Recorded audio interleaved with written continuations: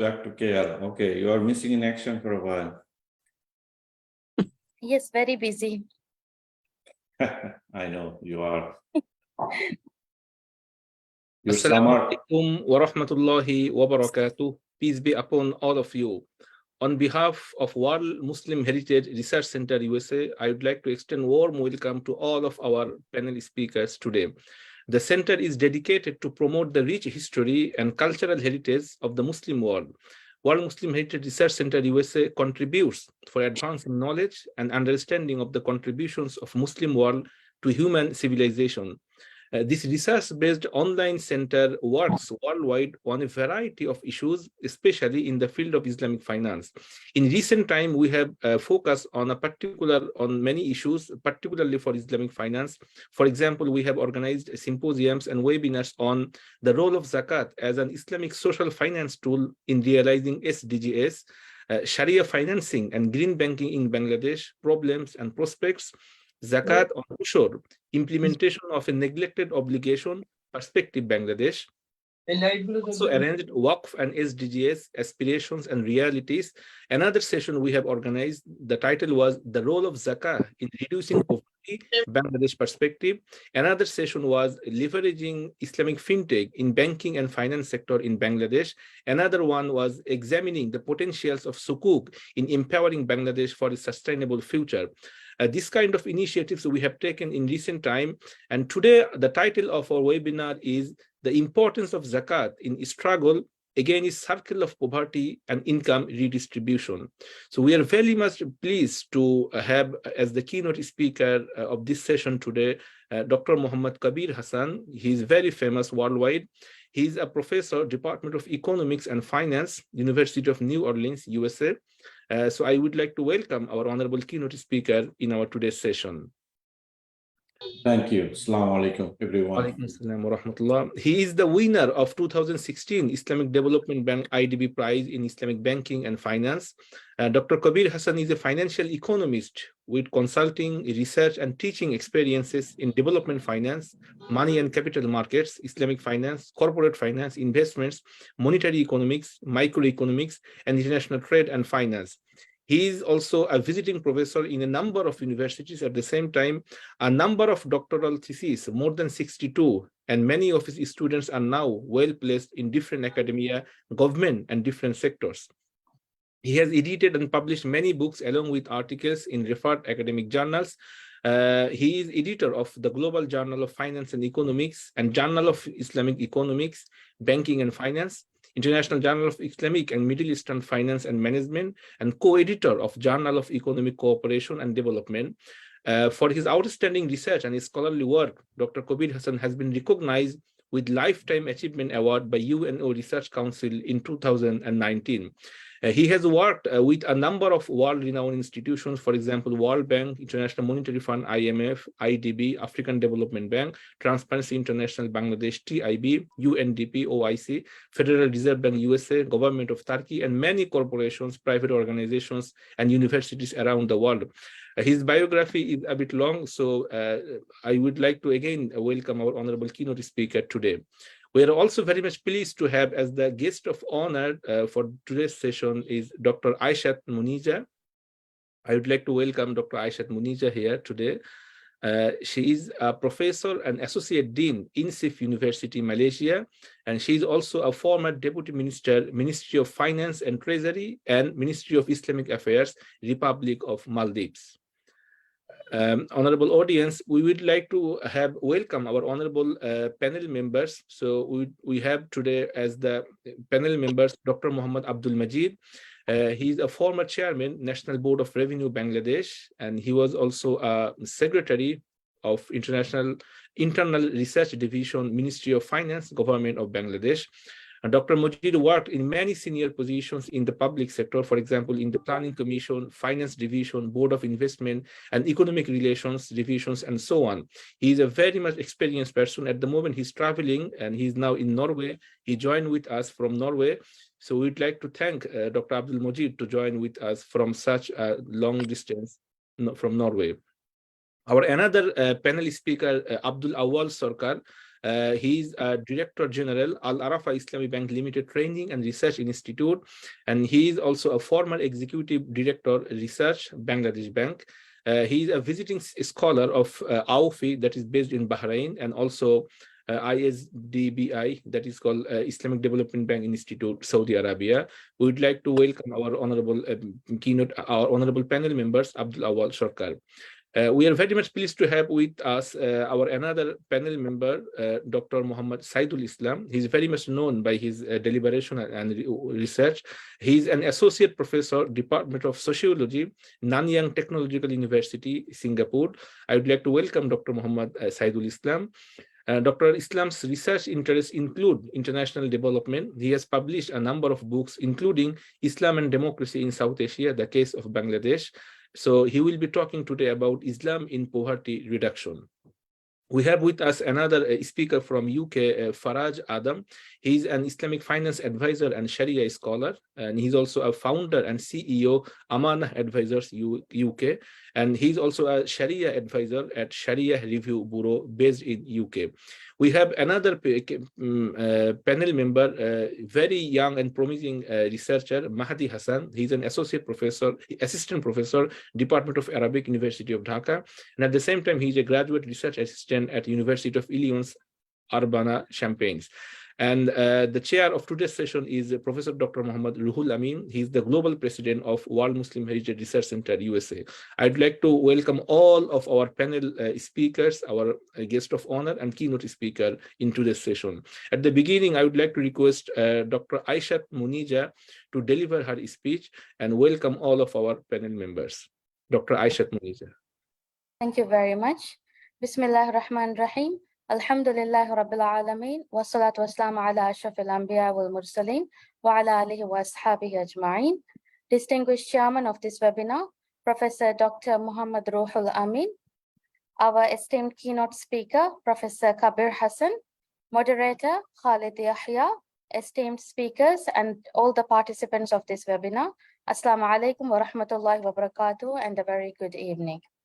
I extend my warm greetings and heartfelt welcome to each and, sorry? Did you say anything? No, right? No, it was the answer of salam. Oh, okay, sorry. I extend my warm greetings and heartfelt welcome to each and every one of you joining us today. It's an honor to have such esteemed individuals joining us today for this significant webinar on the importance of Zakat in the struggle against the cycle of poverty and income redistribution. It's also an honor to stand before you as we gather from different corners of the globe to delve into this important topic that holds immense significance for the betterment of societies worldwide. First and foremost, I'd like to express my deepest gratitude to the organizers for bringing together such a diverse and knowledgeable group of individuals who are passionate about addressing the pressing issue of poverty and income inequality through the lens of Zakat. This webinar provides a unique platform for us to share insights, exchange experiences, and collectively explore strategies to tackle this critical challenge that affects millions of lives. Zakat is a fundamental pillar of Islam which goes beyond its spiritual significance. It carries immense potential to empower individuals, uplift communities, and foster economic justice. The essence of Zakat lies in its ability to promote social cohesion by ensuring the equitable redistribution of wealth, by obligating those who are financially capable to contribute a portion of their wealth. Zakat becomes a means of addressing socio-economic disparities and breaking the vicious cycle of poverty.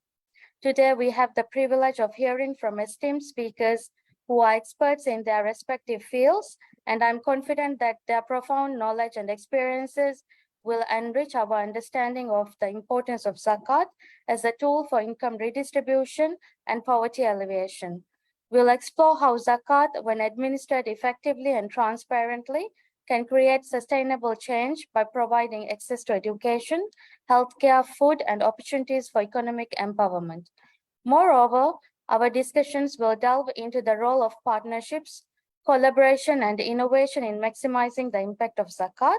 We'll examine successful models and best practices from around the world, learning from each other's experiences and embracing the diversity of approaches to tackle poverty head-on. I encourage all participants to actively engage in the conversations, share your insights, and explore possibilities for collaboration. Together, we can inspire one another, ignite innovative ideas, and pave the way for transformative solutions that address the root causes of poverty and inequality. As we delve into the importance of Zakat in the struggle against the cycle of poverty and income redistribution, it's crucial to acknowledge the challenges that arise in the current practice of Zakat administration.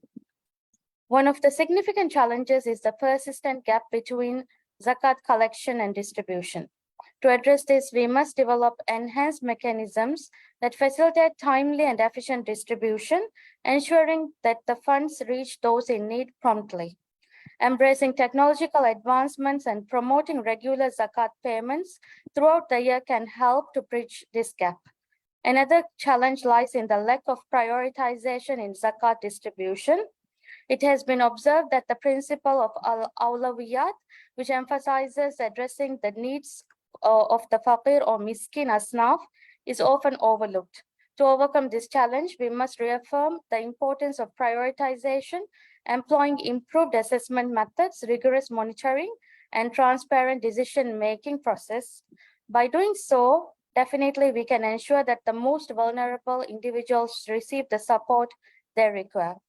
Furthermore, the allocation of Zakat funds towards income-generating activities is often limited. This poses a significant challenge in empowering the faqir and miskin asnaf to uplift themselves from the shackles of poverty. We must explore collaborative efforts with other poverty alleviation organizations to identify profitable small-scale projects that can be funded through Zakat. By directing Zakat funds towards income-generating activities, we enable individuals to break free from the poverty cycle and achieve self-sufficiency. Additionally, the bias towards social development programs in the distribution of Zakat funds present a challenge. While social development is essential, there's need for reallocation to other impactful areas, such as economic development and human capital development as well. By strategically reallocating Zakat funds, we can maximize the impact of poverty alleviation efforts and address the multidimensional aspects of poverty. To overcome these challenges, we must focus on capacity building and collaboration. Investing in training programs for Zakat institution staff and volunteers can enhance their knowledge and skills in effective Zakat distribution. Collaboration with relevant stakeholders, including government agencies and non-profit organizations, can create synergies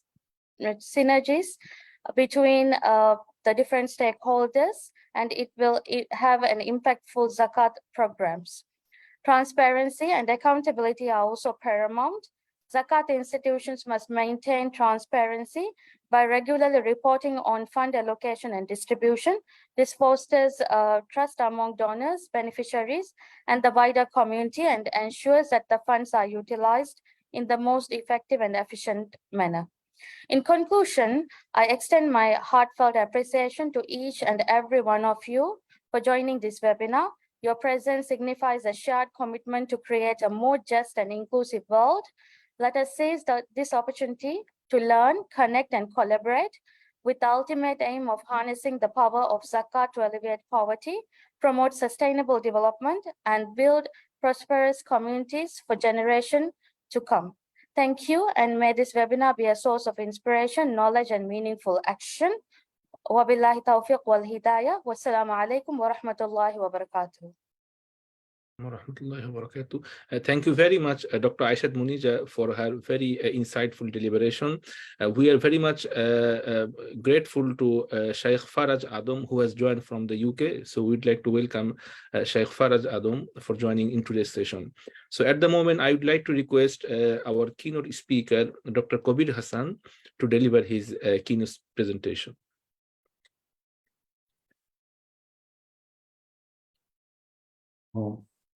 أعوذ بالله من الشيطان الرجيم بسم الله الرحمن الرحيم. Can you hear me? Yes, please. Can you see my slides? Yes. Yes. Okay. Well, assalamu alaikum, everyone, and distinguished guest, and Aishath Muneeza, who is my co-author on many work, very prolific, very knowledgeable young scholar, Dr. Mohammad Abdul Mazid, with whom I have deliberated before, Abdul Sarker, Ruhul Amin Bhai, I know you.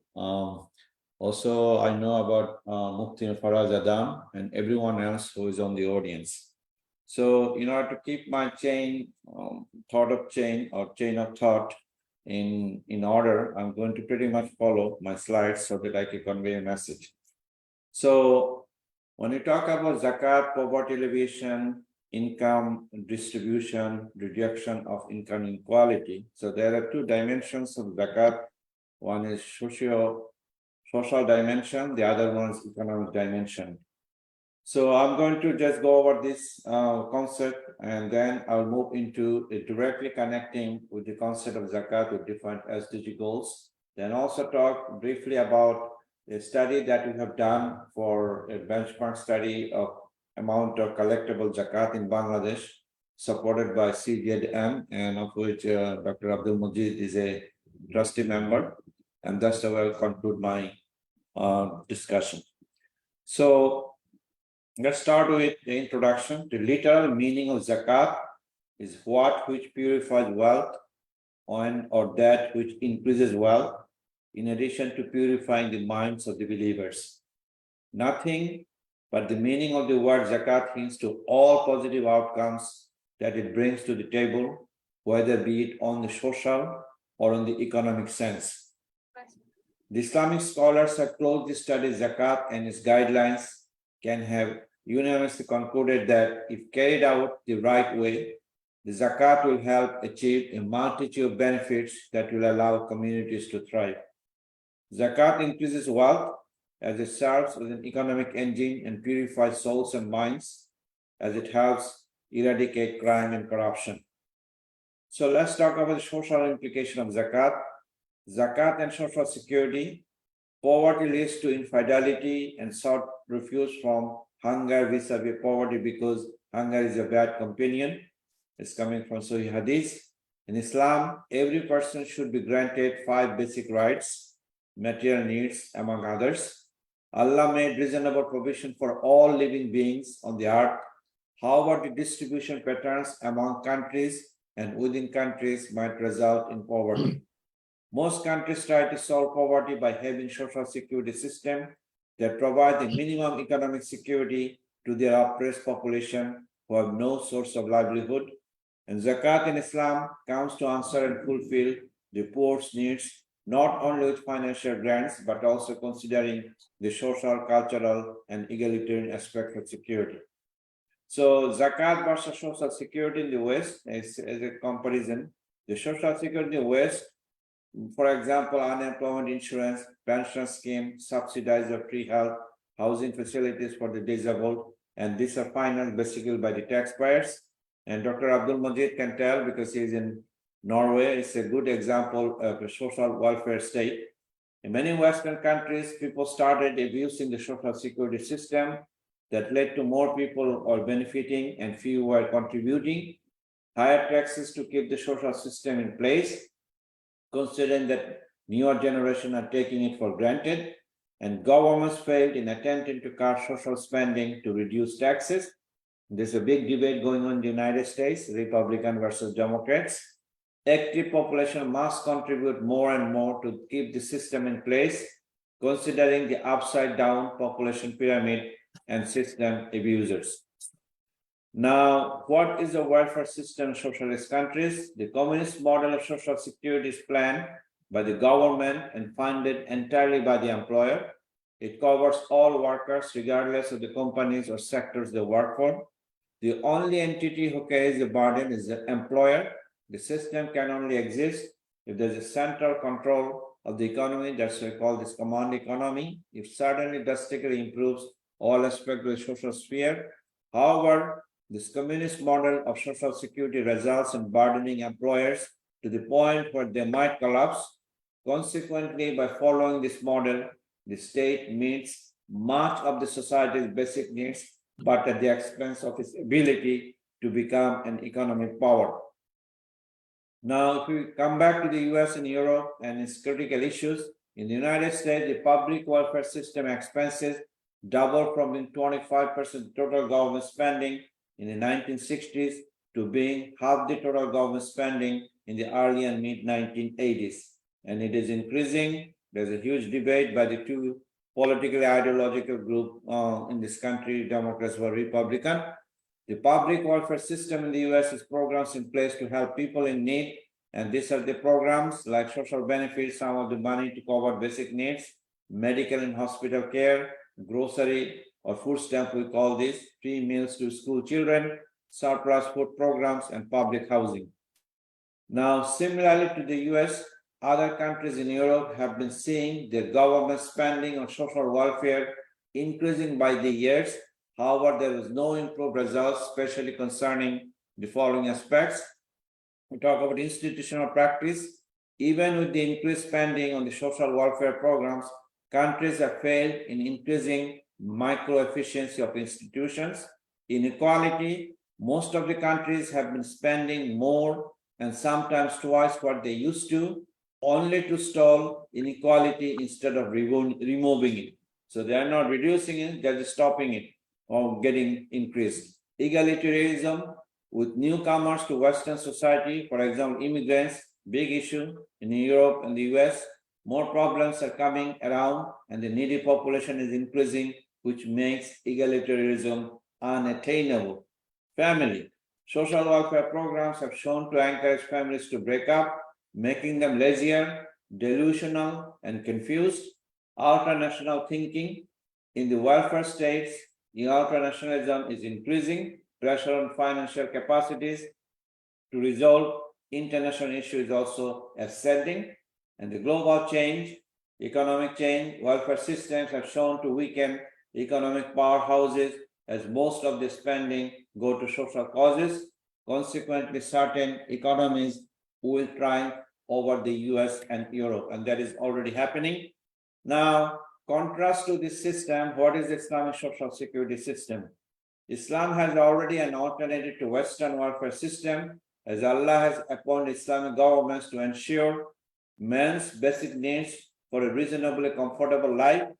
The government is to finance the special responsibility through a special Zakat fund. The literary meaning of Zakat is that which purifies wealth and or that which increases wealth, in addition to purifying the minds of the believers. Zakat can only be collected from a person whose wealth exceeds the legally exempt minimum. Sadaqah or voluntary alms to the poor also helps alleviate the poverty, in addition to making people attain high status near Allah subhanahu wa ta'ala. Now, Zakat as an Islamic social welfare, the creation of a welfare-oriented spirit is Islam's greatest contribution to the social security of mankind. Al-Quran has expressed explicit guidance in this regard in unequivocal terms. In various verses of science of the Al-Quran, it has been told that human welfare, security, and safety herein and hereafter is contained in one and all package, which is the remembrance of Allah. Islam has advocated a multi-dimensional strategy to create a welfare-oriented spirit in true Muslims. In order for every citizen of a Muslim society to be accorded dignity and respect, the society as a whole must engage in the following acts. Personal initiative for spiritual self-development and enlargement. Every man is required to work on his own initiative in order to earn a living. By working, seeking livelihood, and earning the comforts of life, a man expresses his gratitude to Allah subhanahu wa ta'ala and experiences spiritual self-development. Voluntary initiative by individuals for fellow human beings. In Islam, the poor and disadvantaged have a right to the wealth of the rich and fortunate. Muslims are persuaded to do justice and to show kindness to one another. State initiation for the primary goal of securing basic needs. The payment of zakat on wealth and agricultural production is a way of securing the poor's basic needs. Since zakat is obligatory, the state must intervene to promulgate and implement the necessary laws and regulations to enforce the payment of zakat. Now, the zakat as an Islamic social welfare continuation, the social security system as provided by the institution of Zakat differs markedly from the Western system. Under the Zakat system, it is not a matter of the state legislation, but it is about the welfare-oriented spirit in every Muslim. They have to help each other. Zakat social goals are very clear, comprehensive, and direct, and Zakat belongs to the 8 different categories that has been prescribed in the Quran. The collector of Zakat, the destitute travelers, the emancipation of slaves, those who have newly accepted Islam, the needy, the poor, those who are in debt, and those who are in the way of Allah. Now coming back to economic analysis of Zakat, be aware, don't allow cycling of wealth in the rich section of the community that is coming from the Quran directly. One of the basic tenets of Islamic economics is that it does not allow wealth to be concentrated in a few hands. An economic perspective of Zakat can be understood where Zakat is a transfer of cash, originally or by conversion, from the wealthy segment of a society to the destitute. This type of transmission will bring about purification and rectification, including environmental problems. Satisfying the spiritual and material needs of the individual and society would require the state to play a crucial role in Islam's economic system. Muslim economists in the Muslim world today have worked on the role of Zakat in public finances of this country's economies. Zakat transfers money and wealth from a group of people whose marginal propensity to consume is lower than a group of beneficiaries whose marginal propensity of consume is extremely high. It creates an effective demand for the investment in the consumption of increased population. It allows to reach a point where the whole economy is saturated, increasing both production and distribution levels, increasing national income, reducing the likelihood of depression, and consequently leading to a stability. Such economy where both the consumption and the production are stable fosters investments and creates a natural entrepreneurial class. What is the redistributive effect of Zakat? Islam has made it clear the wealth shouldn't be concentrated in the hands of a few rich people of the community. Resources should be distributed in a way that minimizes or even out apparent inequality among people in the community. The most important meaning of Zakat is to effectively transfer excess income of the wealthy people to the people below the poverty line. It is also critical to prevent further accumulation of wealthy in few hands and push them into the nook and corner of the society. Now, Islam recognizes a society endowed with economic and social justice is a natural outcome of the institution of Zakat. Now, the creation of a natural entrepreneur class, the payment of Zakat implies that a certain amount of wealth is deducted, thereby reducing the existing wealth that a person holds. The gradual process of paying the Zakat each year will make the wealthy fellow poor very likely until he falls below the minimum wealth limit. In order not to sustain such danger and suffer such consequences, Ahl and Nisab must think of a way to maintain their existing level of prosperity in order to be able to pay Zakat each year without becoming poor. And the institution of Zakat is a built-in implied incentive system that makes it mandatory for rich people to keep investing and making money in order to cover their Zakat dues without becoming poor. The entrepreneurial mindset can also be a product, on the other hand, of the stick, since beneficiaries of Zakat can be intelligent and invest the money to become entrepreneurs living gracefully in the community. Now, one of the main points behind Zakat is to permanently settle a Zakat recipient in the economic sector. Pay should be helped to become financially independent and not take Zakat in the next few years. So rather than that, payers will contribute instead of receiving, which will result in an increased number of payers and the decreased number of recipients, ultimately to a point of eliminating Zakat recipients. And we have evidence from the Islamic history to this point during the time of Caliph Umar radiallahu ta'ala anhu. Now, Zakat and work effort, few scholars have pointed out that Zakat might have negative similarities with the Western welfare system. They have stressed that full payment of Zakat funds to lift individuals above the poverty line might result in removing their motivation to work and make them solely rely on zakat. Getting rid of the decisive effect of reward performance requires a trade-off between the goal of eradicating poverty and protecting the incentive to work. Fortunately, such trade-off is not difficult from a practical policy planning point of view. Zakat has left an unimaginably high mark, since it doesn't only have a distributed role of wealth, but also makes sure to maintain a productive population. Now, what is the role of zakat in the fiscal policy? The goal of fiscal policy planners is to maximize the allocation, distribution, and stabilization efficiency of resources. Many scholars have used conceptual, theoretical, and empirical studies to analyze the implication of zakat on fiscal policy. They have found out that zakat maximizes the allocation, distribution, and stabilization efficiency of resources through its multidimensional built-in mechanism. Now, effect of zakat on poverty, crime, and corruption. Zakat can help improve human capital by designing specific programs for the poor and vulnerable, which can include education, health, and social services through proper planning based on the dictates of fiqh zakat. Zakat develops human qualities such as compassion, brotherhood, and the sense of responsibility towards one another. Thus, crime cannot approach and thrive in their community. Furthermore, zakat gives resource immediately to people who need them. Thus, they will not have to resort to other prohibited ways such as corruption and crime.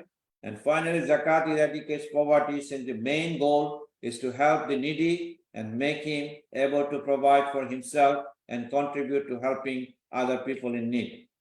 So let's try to connect with the concept of zakat to the different sustainable economic development goals. And as you know, and you have done a lot of seminar on this thing, there are 17 sustainable development goals. Now, when you talk about poverty elevation from the perspective of Islam, now there are three different ways Islam attacks the poverty. There are some measures in Islamic state, they call this positive measures. A Islamic government, a government in Muslim country must have policies so that national income grows. They have a policy for the functional distribution of income among the people, and they have to create equal opportunity. Now, there are some preventive measures to make sure there is a control of ownership among the certain groups of people. And of course, there is a prevention of malpractice or reducing corruption. And once you do positive and preventive measures, still you'll find some people are left out. So that's where the corrective measures come in from the Islamic perspective. There are compulsory transfer, zakat, one of the 5 pillars of Islam. There's recommended transfer like charity, sadaqah, waqf, qardul Hassan, and so on. And of course, finally, even after that, the state has a responsibility to help the poor people. Now, Islamic finance system, where we combine this called Islamic commercial finance and Islamic social finance. So when you mobilize resources in Islamic financial system, you have the corporation, you have the high net worth individuals, you have affluent individuals, you have upper middle class, middle class, and you have the Islamic financial system like Islamic banking, takaful, Islamic capital market. And what are the invests? You have sukuk investment, you have the equity funding. So you cater to the rich segment of the corporation in one hand, but you need to reduce the gap to the lower middle class and hardcore poor. So how can you help lower middle class? You can have microfinance and micro takaful, and hardcore poor that we're talking about with Islamic social finance, zakat, awqaf, sadaqah, and qardul Hassan plays a critical role. Now, you know the goal of Sustainable Development Goals. It was adopted by 193 countries, also known as Transforming Our World, the 2030 Agenda for Sustainable Development.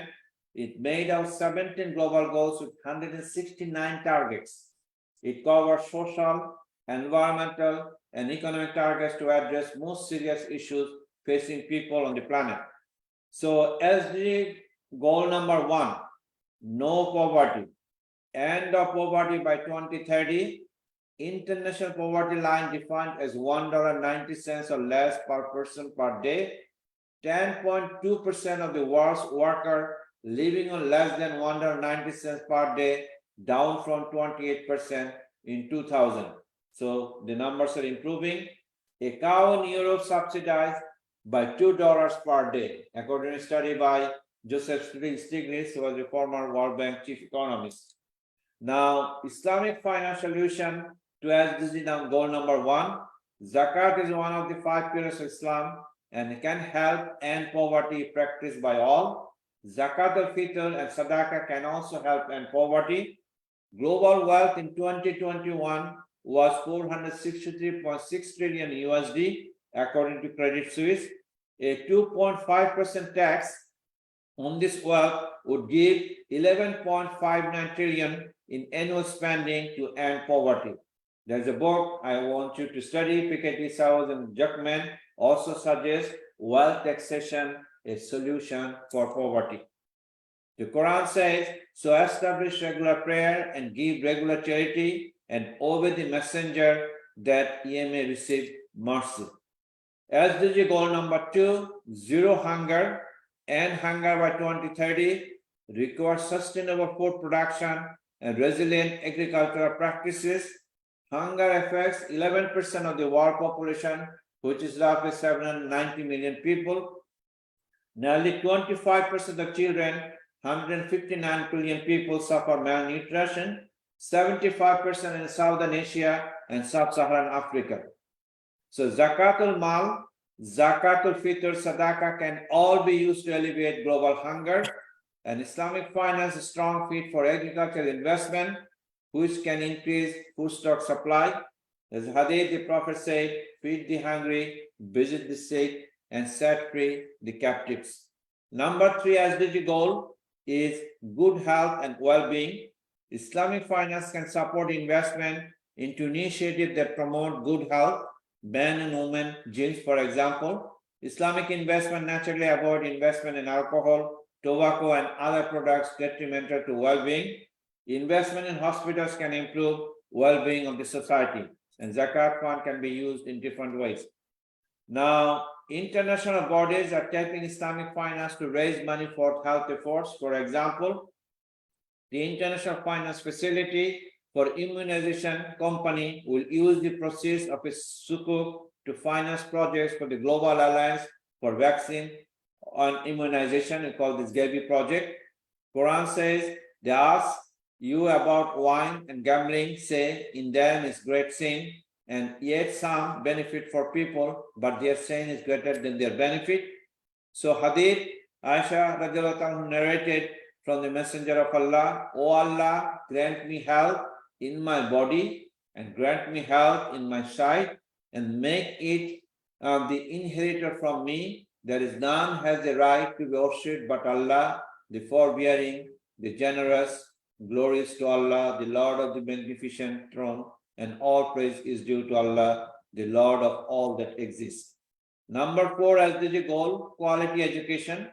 Again, 2030 want to achieve it. 59 million children of primary school age are out of school. Trained school teachers needed, approximately 26 million by 2030. Scholarship can assist students afford an education. So healthcare and education are primary investment areas of Islamic finance today, and Zakat and Sadaqah can be used accordingly. Again, the messenger said, he who goes forth in search of knowledge is considered as struggling in the cause of Allah until he returns. Number 5 SDG goal is called gender equality, reduce or eliminate violence against women and human trafficking, reduce and eliminate genital mutilation, increase women participation in parliaments by 26% in 2022. Islam gave women rights of inheritance, right to own land, right to reject marriage proposals, etc. Hadith, give the workers his wages before his sweat dries. Quran also says, indeed, Allah ordered justice and good conduct and giving to relatives and forbids immorality and bad conduct and oppression. He admonishes you that perhaps you will be reminded.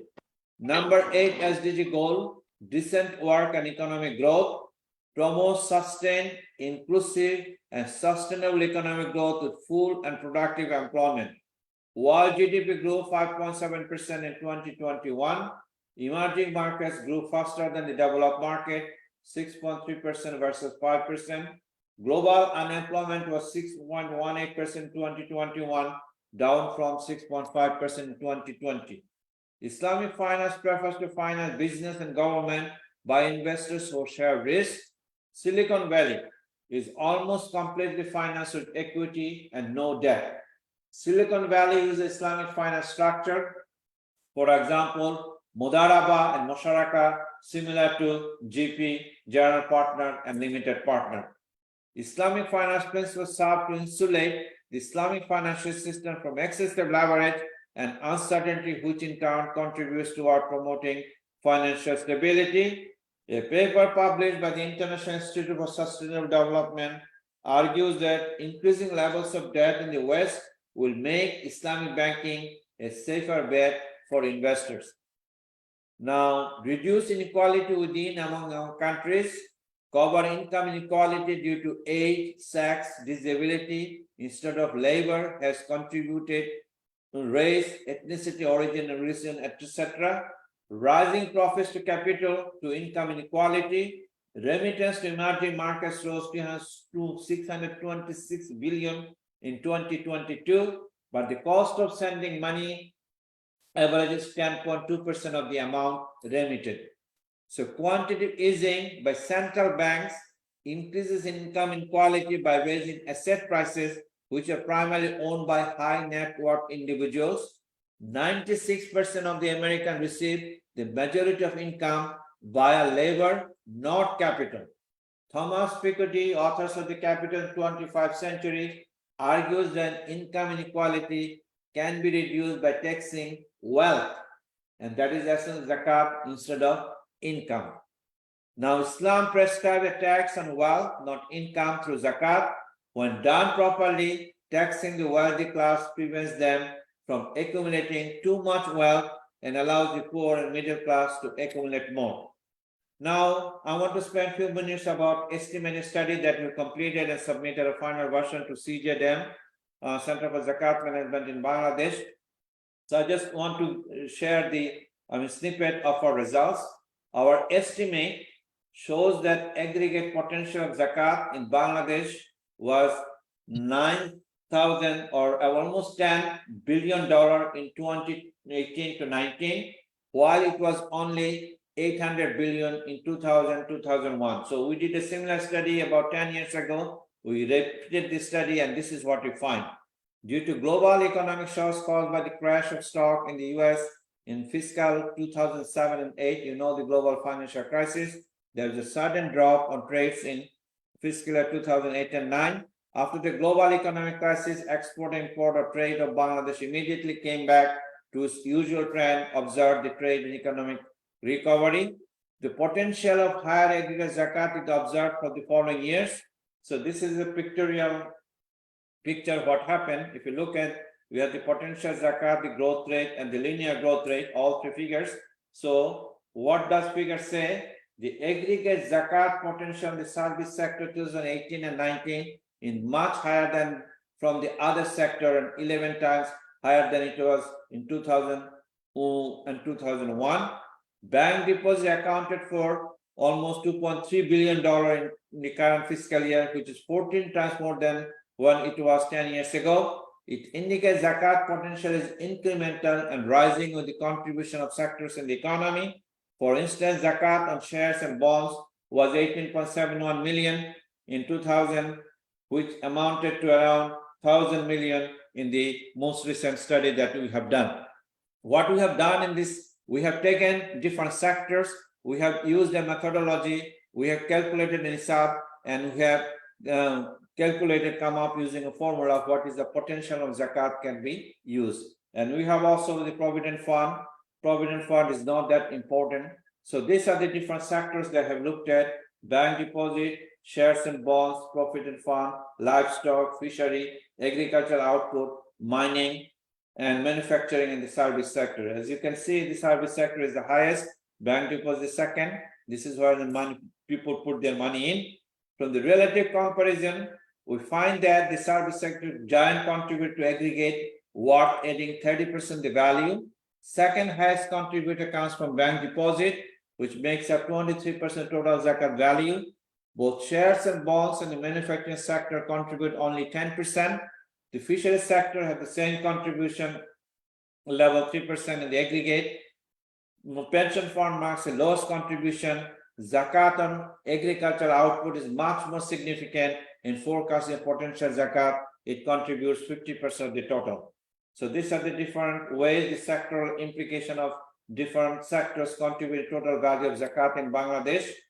So this is the gist I want you to remember. Our estimate shows that around 35% national revenue, and we have the former tax collector of Bangladesh, Dr. Abdul Mazid, and 21% of the national budget could be generated from the potential zakat in Bangladesh during 2018 and 19. Overall potential of zakat collection potential is approximately 4% of GDP of Bangladesh. It is undoubtedly positive indication of zakat increment since it can help reduce the income disparity with the economic growth. So this is the implication: zakat as a percent of national budget, zakat as a percent of national revenue, and zakat as a percentage of GDP. Now we have poverty alleviation problem. Let's delve in a little more. Poverty alleviation generally accept the most serious problem. We already spoke about it. All schemes of poverty alleviation which aim to assist in cash or kind have the risk of underserving non-poor queuing up for the assistance. It is usually very difficult to determine who deserves and who does not accept the cost of violating the personal privacy of the poor and the risk of injuring personal dignity. Some deserving people hesitate to line up for help for reasons of self-respect and personal dignity. There is satisfactory demand of bringing such people into the social safety net. Aisha and I have done some work how we can revolutionize this distribution mechanism so that we do not encroach on somebody's dignity. So how to overcome this problem that you talked about in the previous slide? Poverty alleviation should be made a private sector. So this is our conjecture, private sector project. The government should operate through the private sector and not undertaking direct role. It should encourage the philanthropists to organize themselves as NGOs, enact enabling statute, issue guidelines, create a record-keeping system, and a mechanism for oversight and accountability. And if you read the history of zakat during the time of Harun Rashid, because of malpractice by the state institution, it was stopped. And in Islamic history, we have the both example, the zakat collected and distributed by the government, distributed by a non-governmental organization. The law relating to poverty alleviation should define various categories of the poor and the nature of assistance for each category. For example, it should clarify if a certain category of the poor should be given a grant or a loan. Such details can be defined in the law relating to poverty alleviation. The law should provide incentives for the NGOs for registering with the government to play an effective role. The government should undertake independent poverty surveys of the entire country and produce data on profiles of the poor in each area. The data should be available online and updated regularly. The survey should be a continuous activity. Number 5, it should be possible for the NGOs to check from the government database the profile of every person who has applied for help from charity funds. It should also be possible to data about persons who deserve charity but have not applied for help and thus not registered applicants. The government should create a compliant handling mechanism to redress any abuse or misabuse of public donations by the private sector. And government should have a mechanism for protecting the whistleblowers for minimizing abuse of the public donations by the organization involved in poverty alleviation work. There is some istihad of zakat that we can and the researchers should take on, like for example, exemption limit of zakat, the comparison between nisab when you calculate between gold and silver, 1-year term, rates of zakat, condition of growth, zakat and income tax, zakat on agriculture process, disbursement zakat, and incident zakat progressive or not. So let me not last 3 slides. In the context of Bangladesh, the government of Bangladesh should reform the zakat system so that it would be robust, reliable, and aligning with the National Board of Revenue, raise evidence-based awareness about the potential of zakat in Bangladesh and its contribution to achieve SDG targets. You know, Bangladesh became independent in 1971. There was not a single study funded by the government to see whether the non-tax revenue potential of government revenue in Bangladesh. It's very unfortunate. Government can integrate zakat in their SDG financing plans, and development partners can seek out zakat agencies and new co-financing partners. Encourage zakat-related organizations, for example, CJDM, to explore and utilize collected funds to support productive development projects and programs that enhance people's livelihood and human development. The government of Bangladesh can utilize the resources of zakat in the poverty reduction strategies, maybe aligning with the service of CJDM. The following ways can help achieve the goal: encouragement of generosity, ensure that the law is followed, and the altruistic conduct is instilled, bringing about peace and justice, serving as a social safety net, implementing a riba-free economy, discourage beggary through promoting human fraternity and self-respect. So what are some specific tools the government can do as a partnership between government CJDM collaboration? A stringent criteria for the inclusion in zakat collection allocation should be campaigned. 2 separate bodies should be formed for zakat collection from the individual and corporate level. Coordination is a must condition between them. Like budget allocation, government will set a target of potential zakat collection and publish the national zakat report annually. A digital financial service should be operated in accordance with the Sharia. The CJDM services can be used to implement a system as a non-governmental private sector entity. Tax rebate for zakat payers should be implemented to increase the amount of zakat collection. We can learn from the example of Malaysia as well as Indonesia.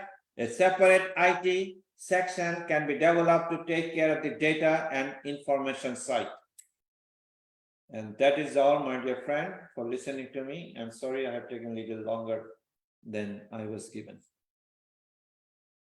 Thank you very much, Dr. Mohammad Kabir Hassan, for his keynote speech. I have nothing to say about the degree and the standard of the quality of the deliberation that he has just done.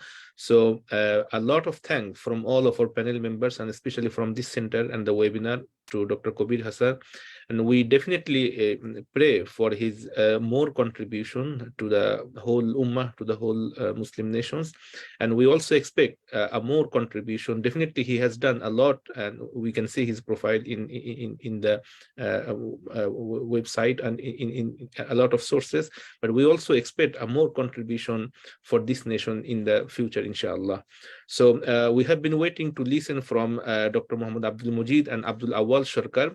Before that, as Dr. Saidul Islam is now in Singapore, so considering that issue, I would like to request now Dr. Saidul Islam to deliver his speech. He will be talking about poverty reduction in Islam. After that, we will be listening to Dr. Muhammad Abdul Majid and Abdul Awal Sarker and the other panel members, please.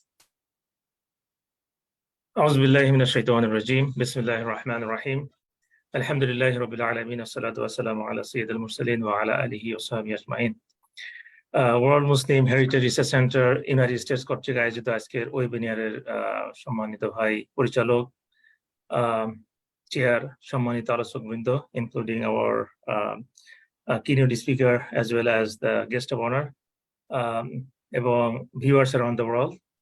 Assalamu alaikum wa rahmatullahi wa barakatuh. For the sake of broader audience, I am today talking in Bengali, inshallah. তা আমি যে বিষয়ে আজকে কথা বলবো সেটা হলো দারিদ্র্য বিমোচন ইসলাম। আমরা অনেক কথা আজকে শুনবো ইনশাআল্লাহ, এবং আমাদের কিনোট স্পিচ থেকে অনেক বিষয়গুলো আমাদের সামনে উঠে এসেছে। তারপর আমি কয়েকটা বিষয় এখানে শেয়ার করতে চাই। আমরা যে পুঁজিবাদী সমাজ কাঠামোর মধ্যে আছি, এই পুঁজিবাদীর ডেফিনেটলি কিছু পজিটিভ দিক আছে পুঁজিবাদের। সেটা হলো এখানে প্রতিযোগিতা এবং এফিসিয়েন্সির কারণে ম্যাসিভ প্রোডাক্টিভ ফোর্সেস এবং প্রোডাক্টিভ টেকনোলজিস অনেক আবিষ্কৃত হয়েছে, যেটা আমাদের অনেক নতুন নতুন সম্ভাবনার দ্বার উন্মোচন করেছে। এটা হলো পজিটিভ দিক। But on the other hand আমরা দেখি যে এই একই পুঁজিবাদী ব্যবস্থা সারা দুনিয়াতে চরম অসমতা, বৈষম্য, সামাজিক অস্থিরতা, পরিবেশ ধ্বংস, যুদ্ধ বিগ্রহ, তারপর বৈশ্বিক উষ্ণতা সহ নানান ধরনের সমস্যা তৈরি করেছে। এবং ডেফিনেটলি দারিদ্রতা এটা একটা বড় সমস্যা বর্তমানে এই ক্যাপিটালিস্ট সিস্টেমের ভিতরে আর কি। আপনার শুনে অবাক হবেন যে আজকে কত? আজকে হলো 23শে জুলাই। আজকেই 29,000 শিশু মারা যাবে দারিদ্রতার কারণে। না খেয়ে থাকবে 80 কোটি মানুষ। তো এমন একটা দুনিয়াতে আমরা বাস করছি যেখানে অনেক প্রোডাক্টিভ ফোর্স আছে, অনেক সম্পদ আছে, কিন্তু তারপরেও বিশ্বের অর্ধেক লোকের, প্রায় 300 কোটি মানুষের ইনকাম হলো দৈনিক $1 এরকম। বিশ্বের 41টা গরিব দেশের টোটাল যে ইনকাম বা টোটাল যে সম্পদ আছে, তা বিশ্বের 7 জন সেরা ধনী তাদের সম্পদের থেকেও কম। 100 কোটি মানুষ পড়তে পারে না, এমনকি নামও সাইন করতে পারে না। অথচ সারা বিশ্বের যে মানে সামরিক যে ব্যয় করা হয়, তার 1% যদি ব্যয় করা হতো, তাহলে সারা দুনিয়ার প্রত্যেকটা মানুষকে আমরা লেখাপড়া শেখাতে পারতাম। বিশ্বের আজকে 100 কোটি শিশু দরিদ্র সীমার নিচে বাস করছে, 67 কোটি শিশুর কোনো আশ্রয় নাই, 40 কোটি শিশুর বিশুদ্ধ কোনো খাবার পানি নাই, 27 কোটি শিশুর কোনো চিকিৎসার ব্যবস্থা নাই, এবং 11 কোটি শিশু প্রতি বছর মারা যায় তাদের জন্ম মানে 5 বছর তাদের মানে বয়স 5 বছর হওয়ার আগেই। This is the world we are living in. এবং আরো শুনে অবাক হবেন, every single day more than 50,000 people are dying because of hunger and hunger related disease. আমাদের 8 বিলিয়ন পিপল আছে সারা দুনিয়াতে, এবং the amount of food that we produce can feed more than 20 billion people around the world. কাজে this is not a problem of scarcity, this is a problem of access, problem of distribution. এটা একটা systemic problem. কাজে বর্তমান যে capitalist সিস্টেমের ভিতরে আমরা বাস করছি, this is a system that produces both property as well as poverty, property for a few and poverty for the মাসেস। এখন আমরা আসি যে এই যে বিশাল একটা সমস্যা, এই সমস্যা নিরসনে ইসলাম কি বলে। আমরা সবাই জানি ইসলাম হলো এমন একটা বিধান যেটা সামাজিক, অর্থনৈতিক এবং পরিবেশিক ন্যায় বিচারের ভিত্তিতে এমন একটা সমাজ গঠন করতে চায় যেখানে মানুষ, মুসলিম অমুসলিম নির্বিশেষে সবাই সুখী, সমৃদ্ধশালী এবং শান্তিময় জীবনযাপন করবে। এবং আমরা সবাই জানি যে শুধু অর্থনৈতিক সমৃদ্ধি থাকলেই কিন্তু একটা সমাজ সুন্দরভাবে গঠিত হয় না, সেখানে সুখ শান্তি আনতে পারে না। সেখানে আরো 8টা বিষয় থাকতে হবে। 1 নম্বর হলো সামাজিক নিরাপত্তা, 2 নম্বর সাম্য, 3 নম্বর ভ্রাতৃত্ব, 4 নম্বর হলো বঞ্চিতদের অধিকার, 5 নম্বর পরিবেশিক ভারসাম্য, 6 নম্বর শান্তিপূর্ণ অবস্থানের মানসিকতা, 7 নম্বর সামাজিক ন্যায় বিচার, এবং 8 নম্বর হলো হানাহানি এবং শোষণমুক্ত একটা সামাজিক কাঠামো। ইসলাম যেটা করেছে, দারিদ্র্য বিমোচনে ইসলামের অনেকগুলো পন্থা আছে, অনেক প্রতিষ্ঠান আছে, কিন্তু সামগ্রিকভাবে একটা শোষণমুক্ত সমাজ কায়েম করাটাই হলো ইসলামের আসল উদ্দেশ্য, এবং সেদিকে ইসলাম সব থেকে বেশি তাগিদ দিয়েছে। ইসলাম যেমন একদিকে দারিদ্র্য বিমোচনের জন্য নানা পন্থা এবং প্রতিষ্ঠান প্রদান করেছে, যেমন জাকাত, সাদাকা, যেগুলোর বিষয়ে এখন আলোচিত হলো, তেমনি দারিদ্র্য এবং শোষণের যতগুলো পদ আছে সবগুলো পদও কিন্তু চিরতরে বন্ধ করেছে। তা সব মিলে আমরা 3টে অ্যাপ্রোচের কথা বলতে পারি। একটা হলো সামাজিক, প্রথম হলো অর্থনৈতিক ন্যায় বিচার, সেই ক্ষেত্রে জাকাত ব্যবস্থা, সাদাকার প্রচলন, সুদের বিরুদ্ধে জিহাদ ঘোষণা, শ্রমিকের অধিকার এবং ন্যায্য যে প্রাপ্য সেটা আদায়, ওজনে কম দেওয়ার প্রতিরোধ, যে প্রবণতা সেটা রোধ করা, মজুদদারি, মুনাফাখোরি, ঘুষ, সুদ, হারাম ব্যবসা, ভেজাল এবং অন্যকে ফাঁকি দেওয়া সহ যতগুলো খারাপ দিক আছে সেগুলো চিরতরে বন্ধ করা, এগুলো হলো অর্থনৈতিক ন্যায় বিচার। সামাজিক ন্যায় বিচার হলো নাম্বার 2। এই ক্ষেত্রে সাম্যের ভিত্তিতে সমাজ গঠন, বংশোদ্ভূতের অধিকার প্রদান, নারীর অধিকার নিশ্চিতকরণ, গর্ব অহংকারের পরিবর্তে তাকওয়া এবং খোদাভীতির উপর ভিত্তি করে একটা সমাজ গঠন করা, নিপীড়িত নিগৃহীত মানুষকে পূর্ণ অধিকার প্রদান করে একটা সম্মানজনক পদমর্যাদার ব্যবস্থা করা, ফকির তারপরে আমির এই সবাইকে এক কাতারে এনে সুন্দর একটা সৌহার্দ্যের সমাজ, মানে একটা সুন্দর সৌহার্দ্যের একটা মহা ঝর্ণাধারা প্রবাহিত করা, এই সবগুলো হলো সামাজিক ন্যায় বিচারের অন্তর্ভুক্ত। আরো একটা অ্যাপ্রোচ আমি বলতে চাই, সেটা হলো পারিবেশিক ন্যায় বিচার, যে বিষয় নিয়ে আসলে খুব একটা আমরা আলোচনা করি না, এনভায়রনমেন্টাল জাস্টিস। সেখানে পশু পাখি এবং অন্যান্য প্রাণীদের প্রতি ইহসান এবং সুবিচারের কথা বলা হয়েছে, পানি এবং বায়ু দূষণের ক্ষেত্রে নিষেধাজ্ঞার কথা বলা হয়েছে, স্বাস্থ্যসম্মত জীবনযাপনের কথা বলা হয়েছে। তারপর ইনস্টিটিউশন অফ হিমা অর্থাৎ কনজারভেশন, 1400 বছর আগে আল্লাহ রাসূলের যুগ থেকে এই জিনিসটা চলে আসছে, যেটা আমরা আমেরিকা দেখি লেট 18th সেঞ্চুরিতে এই মুভমেন্টটা প্রথম শুরু হয়। মানব জীবনের পবিত্রতা, সবুজ বনায়নে উৎসাহিত করা, উজু করার সময়ও যাতে পানি নষ্ট না হয় সেই দিকেও আমাদের খেয়াল রাখা। এই ধরনের অনেকগুলো দিক আছে যেগুলো পরিবেশিক ন্যায় বিচার অর্থাৎ এনভায়রনমেন্টাল জাস্টিসের ভিতরে পড়ে। তা আমরা মোটামুটি আল্লাহ রাসূলের যুগে এবং তার পরবর্তী কিছু সময়ে কিভাবে একটা দারিদ্র্যপূর্ণ একটা সমাজ কাঠামোকে এত সমৃদ্ধশালী একটা মানে দারিদ্র্যমুক্ত সমাজে রূপান্তরিত করলো, সেই বিষয়ে কয়েকটা কথা বলে আমি ইনশাআল্লাহ আজকের আলোচনা শেষ করব। আপনারা হয়তো সবাই জানেন যে মক্কি জীবনে এমন একটা সময় ছিল যেটা অত্যন্ত বৈরী একটা পরিবেশ ছিল, যেখানে মুসলমানরা ছিল এক্সট্রিমলি মাইনরিটি, সেখানে একটা অমুসলিম পরিবেশ ছিল এবং সেখানে কোনো স্টেটের কোনো ধারণা ছিল না। সেই সময়ের ভিতরেও যখন নামাজ ফরজ হয় নাই, যখন রোজা আসে নাই, জাকাত আসে নাই, জিহাদ আসে নাই, হজ আসে নাই, এই সব কিছুর আগে মক্কি সূরাগুলোতে আল্লাহ তাআলা দেখেন তাওহীদ, রিসালাত এবং আখিরাতের সাথে সাথে আরো একটা বিষয়ে বারে বারে তাগিদ দিয়েছেন, সেটা হলো অনাথ, এতিম, দাস-দাসী এবং অধিকার বঞ্চিত যে সমস্ত নারী আছে, শিশু আছে, তাদের অধিকার রক্ষা করা। ফাআম্মাল ইয়াতীমা ফালা তাকহার ওয়া আম্মাস সাইলা ফালা তানহার। সূরা দোহার 9 থেকে 10 নম্বর আয়াত। আল্লাহ তাআলা বলেছেন যে আপনি ইয়াতীমের প্রতি কঠোর হবেন না এবং সওয়ালকারীদেরকে কখনো ধমক দিবেন না। সুবহানাল্লাহ। এই বিষয়গুলো কিন্তু মক্কা জীবনের একদম প্রারম্ভে, যখন কোনো কিছু ইসলামের কোনো বিধান ফরজ হয় নাই, তার আগেই এই আদেশগুলো দেয়া হয়েছে। কিন্তু এটাই হলো ইসলামের মেইন বুনিয়াদ। এগুলো দিয়েই প্রথম শুরু করতে হচ্ছে। এর আরো একটা বিষয় আল্লাহ রাসূল করেছেন এই বৈরী পরিবেশে, সেটা হলো এই যে আপনারা সবাই জানেন যে মক্কাতে এক ধরনের কাস্ট সিস্টেম ছিল এবং সেখানে 3 ধরনের একটা স্ট্রাটিফাইড সোশ্যাল একটা সিস্টেম ছিল, যেখানে ধনিক শ্রেণী ছিল একটা সবথেকে উঁচু পর্যায়ে, উঁচু লেডার। তারপর ছিল দাস, একদম সর্বনিম্ন পর্যায়ে ছিল এবং এই দুইটার মাঝামাঝি যারা দাস থেকে মুক্তি লাভ করেছে কিন্তু তারা কোনোদিন ধনিক শ্রেণীতে পরিণত হবে না, এই মাঝামাঝি একটা শ্রেণী সেখানে ছিল এবং একটা স্ট্রং এবং রিজিড একটা স্ট্রাটিফাইড সিস্টেম সেটা মেনটেন করা হতো। অর্থাৎ যে দাস হয়েছে সে কখনোই কিন্তু মানে ওই যে ধনিক শ্রেণীতে কখনোই রূপান্তরিত হতে পারবে না। আল্লাহ রাসূল এসে যেটা করলেন, তিনি একেবারে এই মানে স্ট্রাটিফাইড সমাজ কাঠামোকে ভেঙে খান খান করে দিলেন। বিলাল যখন ইসলাম গ্রহণ করলেন, তিনি তাকে তুলে দিলেন একদম সবার মাথার উপরে। মেরাজ থেকে এসে আল্লাহ রাসূল জিজ্ঞেস করলেন, বেলাল তুমি কি এমন ইবাদত করো, কি এমন মানে আল্লাহর সন্তুষ্টির জন্য কাজ করো যে তোমার পায়ের শব্দ আমি জান্নাতে গিয়ে শুনি। সুবহানাল্লাহ। তা কাজে এই যে একটা বৈরী একটা স্ট্রাটিফাইড সিস্টেম ছিল, এই সিস্টেমটা আল্লাহ রাসূল কি করলেন, ভেঙে একদম চুরমার করে দিলেন।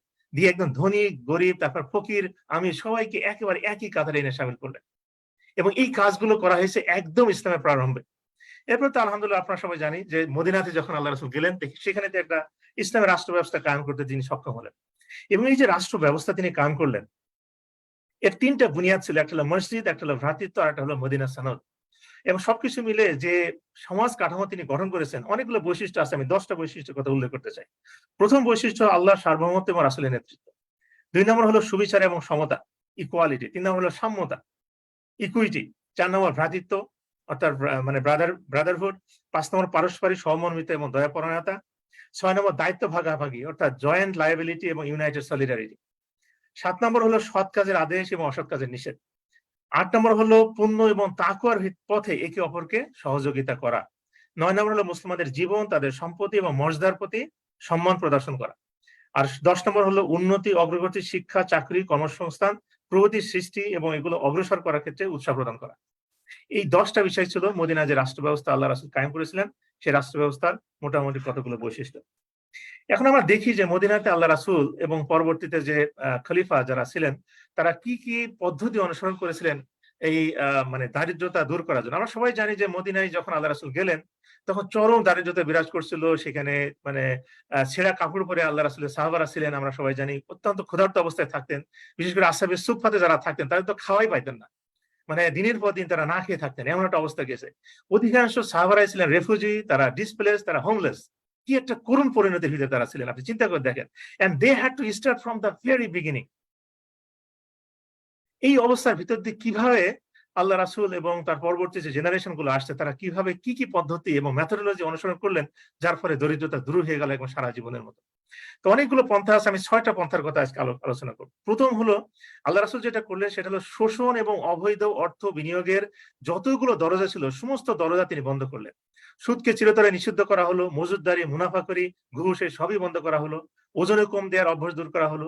অবৈধ ব্যবসা যেমন জেনা, ব্যভিচার, পাশা, বেশ্যাবৃত্তি চিরতরে বন্ধ করা হলো। তারপর শ্রমিকের ঠকানোর পরিবর্তে তাদেরকে ন্যায্য অধিকার নিশ্চিত করা হলো। এর উদ্দেশ্য হলো যাতে ধনী এবং গরিবের ভিতরে কোনো ব্যবধান তৈরি না হয়। এটা হলো প্রথম স্ট্র্যাটেজি। 2 নম্বর যে মেথোডোলজি সেটা সম্পর্কে আলোচনা আসছে, সেটা হলো জাকাত অ্যাজ এ স্টেট ইনস্টিটিউশন। এবং এই ক্ষেত্রে আমাদের কতগুলো জিনিস মনে রাখা দরকার। সেটা হলো এই যে জাকাত আমরা যারা দিই, এটা কিন্তু গরিবের প্রতি ধনীর কোনো করুণা নয়, বরং ধনীর সম্পত্তিতে গরিবের একচ্ছত্র অধিকার। নাম্বার 1। নাম্বার 2 যে জিনিসটা আমাদের মনে রাখা দরকার, সেটা হলো আমরা যারা জাকাত দিই বা জাকাতে যারা যাদের উপর জাকাত ফরজ, তারা কিন্তু তাদের ইনকাম থেকে জাকাত দেন না।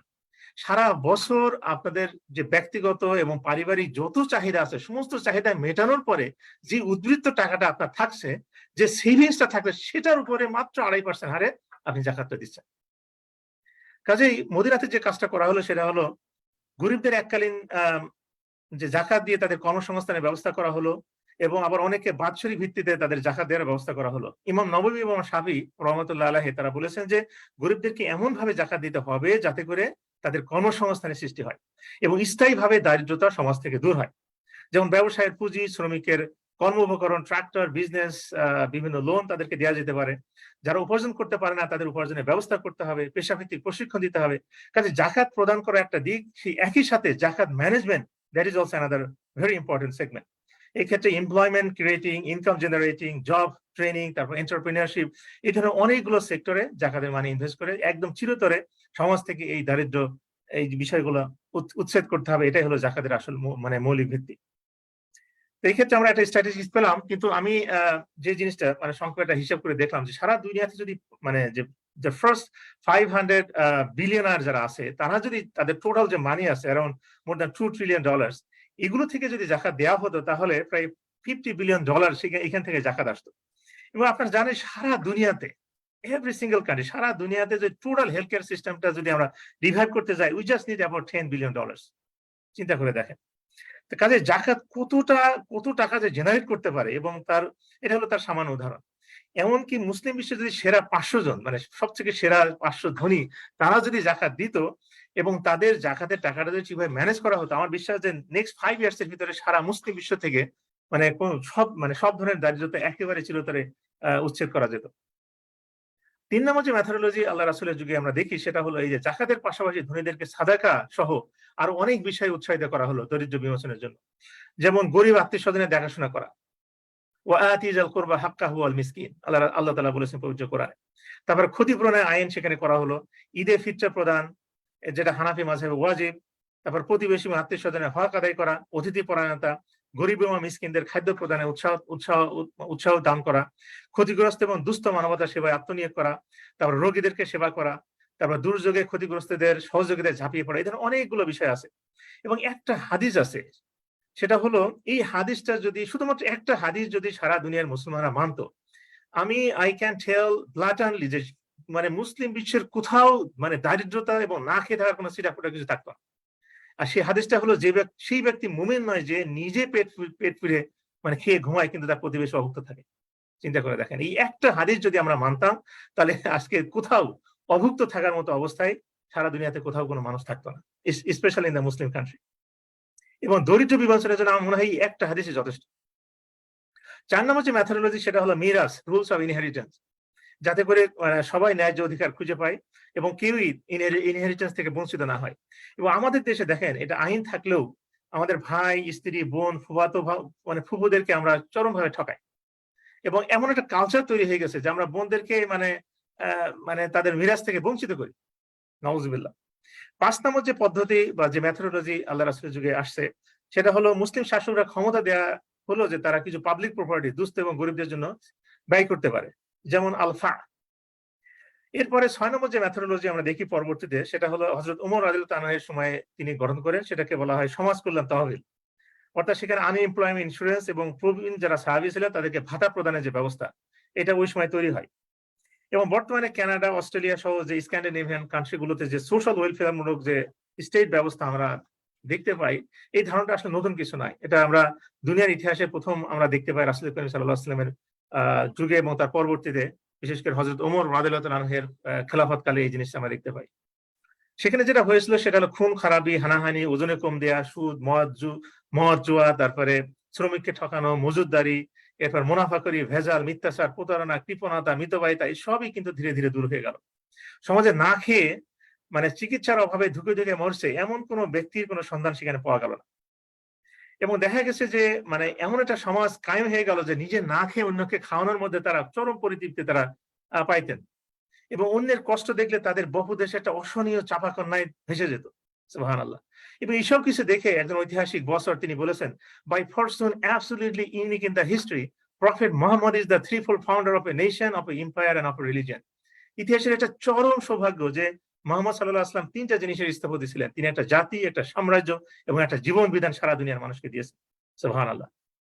এরপর আমরা জানি যে চূড়ান্ত পর্যায়ে যে ইসলামিক সমাজ কাঠামো মানে তৈরি হলো, এই সমাজ কাঠামো সারা দুনিয়াতে ছড়িয়ে পড়লো এবং অর্ধ জাহান ধীরে ধীরে আলহামদুলিল্লাহ সারা এই মুসলিম মানে খেলাফতের অধীনে চলে আসলো। এবং পরে পরবর্তীতে দেখা গেল যে তার যে ছিটে ফোটা যে সাপগুলো ছিল সেগুলো কিন্তু ধীরে ধীরে একেবারে দূর হয়ে গেল। এবং সর্বোচ্চ যে পর্যায়ে আমরা দেখতে পাই সেটা হলো হযরত ওমর বিন আব্দুল আজিজের সময়। এবং আমরা দেখি যে মানুষ জাকাত নিয়ে রাস্তায় রাস্তায় ঘুরে বেড়িয়েছে কিন্তু কোনো লোককে পায় নাই জাকাত দেওয়ার মতো। সুবহানাল্লাহ। আমি আজকে মানে ব্লাটানলি বলতে চাই যে we have about 5000 years of written history. বলা যায় হযরত ইব্রাহিম আলাইহিস সালাম থেকে আজ পর্যন্ত আমাদের রিটেন হিস্ট্রি আছে। দুনিয়ার কোনো সময় এমনটা ঘটনা ঘটে নাই যে মানুষ চ্যারিটি নিয়ে রাস্তায় রাস্তায় ঘুরে বেরিয়েছে কিন্তু কোনো মানুষ পায় নাই চ্যারিটি দেওয়ার জন্য। And Islamic civilization এই ঘটনাটা ঘটছে। This is the first time in human history যেখানে একদম চরম উৎকর্ষতা লাভ করেছিল, যেখানে একজন মানুষকে খুঁজে পাওয়া যায় নাই যাকে এই চ্যারিটি দিতে হয়। And this is exactly what Islam wants to offer. আমি যে বলেছিলাম মদিনাতে যখন ইসলামিক সমাজ কায়েম করা শুরু হয়েছিল, আমাদের সাহাবারা কি করতো, তাদের কোনো খাবার ছিল না, তাদের কোনো পানীয় ছিল না, তারা ছেঁড়া জামা পরতো, তাদের কোনো মানে বাসস্থান ছিল না। অথচ দেখেন পরবর্তীতে just in course of time পরবর্তীতে দেখা গেছে যে ইন্তেকালের পূর্বে হযরত আব্দুর রহমান বিন আউফ তার সম্পদের পরিমাণ ছিল 750 কোটি টাকা আজকে টাকার হিসেবে। তালহা ইবনে উবাইদুল্লাহ তার সম্পদের পরিমাণ ছিল 4000 কোটি টাকা। জুবাইর ইবনে আওয়াম তার সম্পদের পরিমাণ ছিল 4000 কোটি টাকা সমান। ওসমান ইবনে আফফান তার সম্পদের পরিমাণ ছিল 5000 কোটি টাকা সমান। সুবহানাল্লাহ।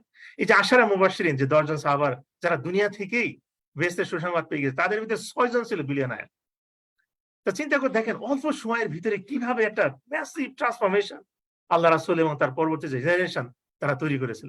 অ্যামেজিং একটা বিষয়।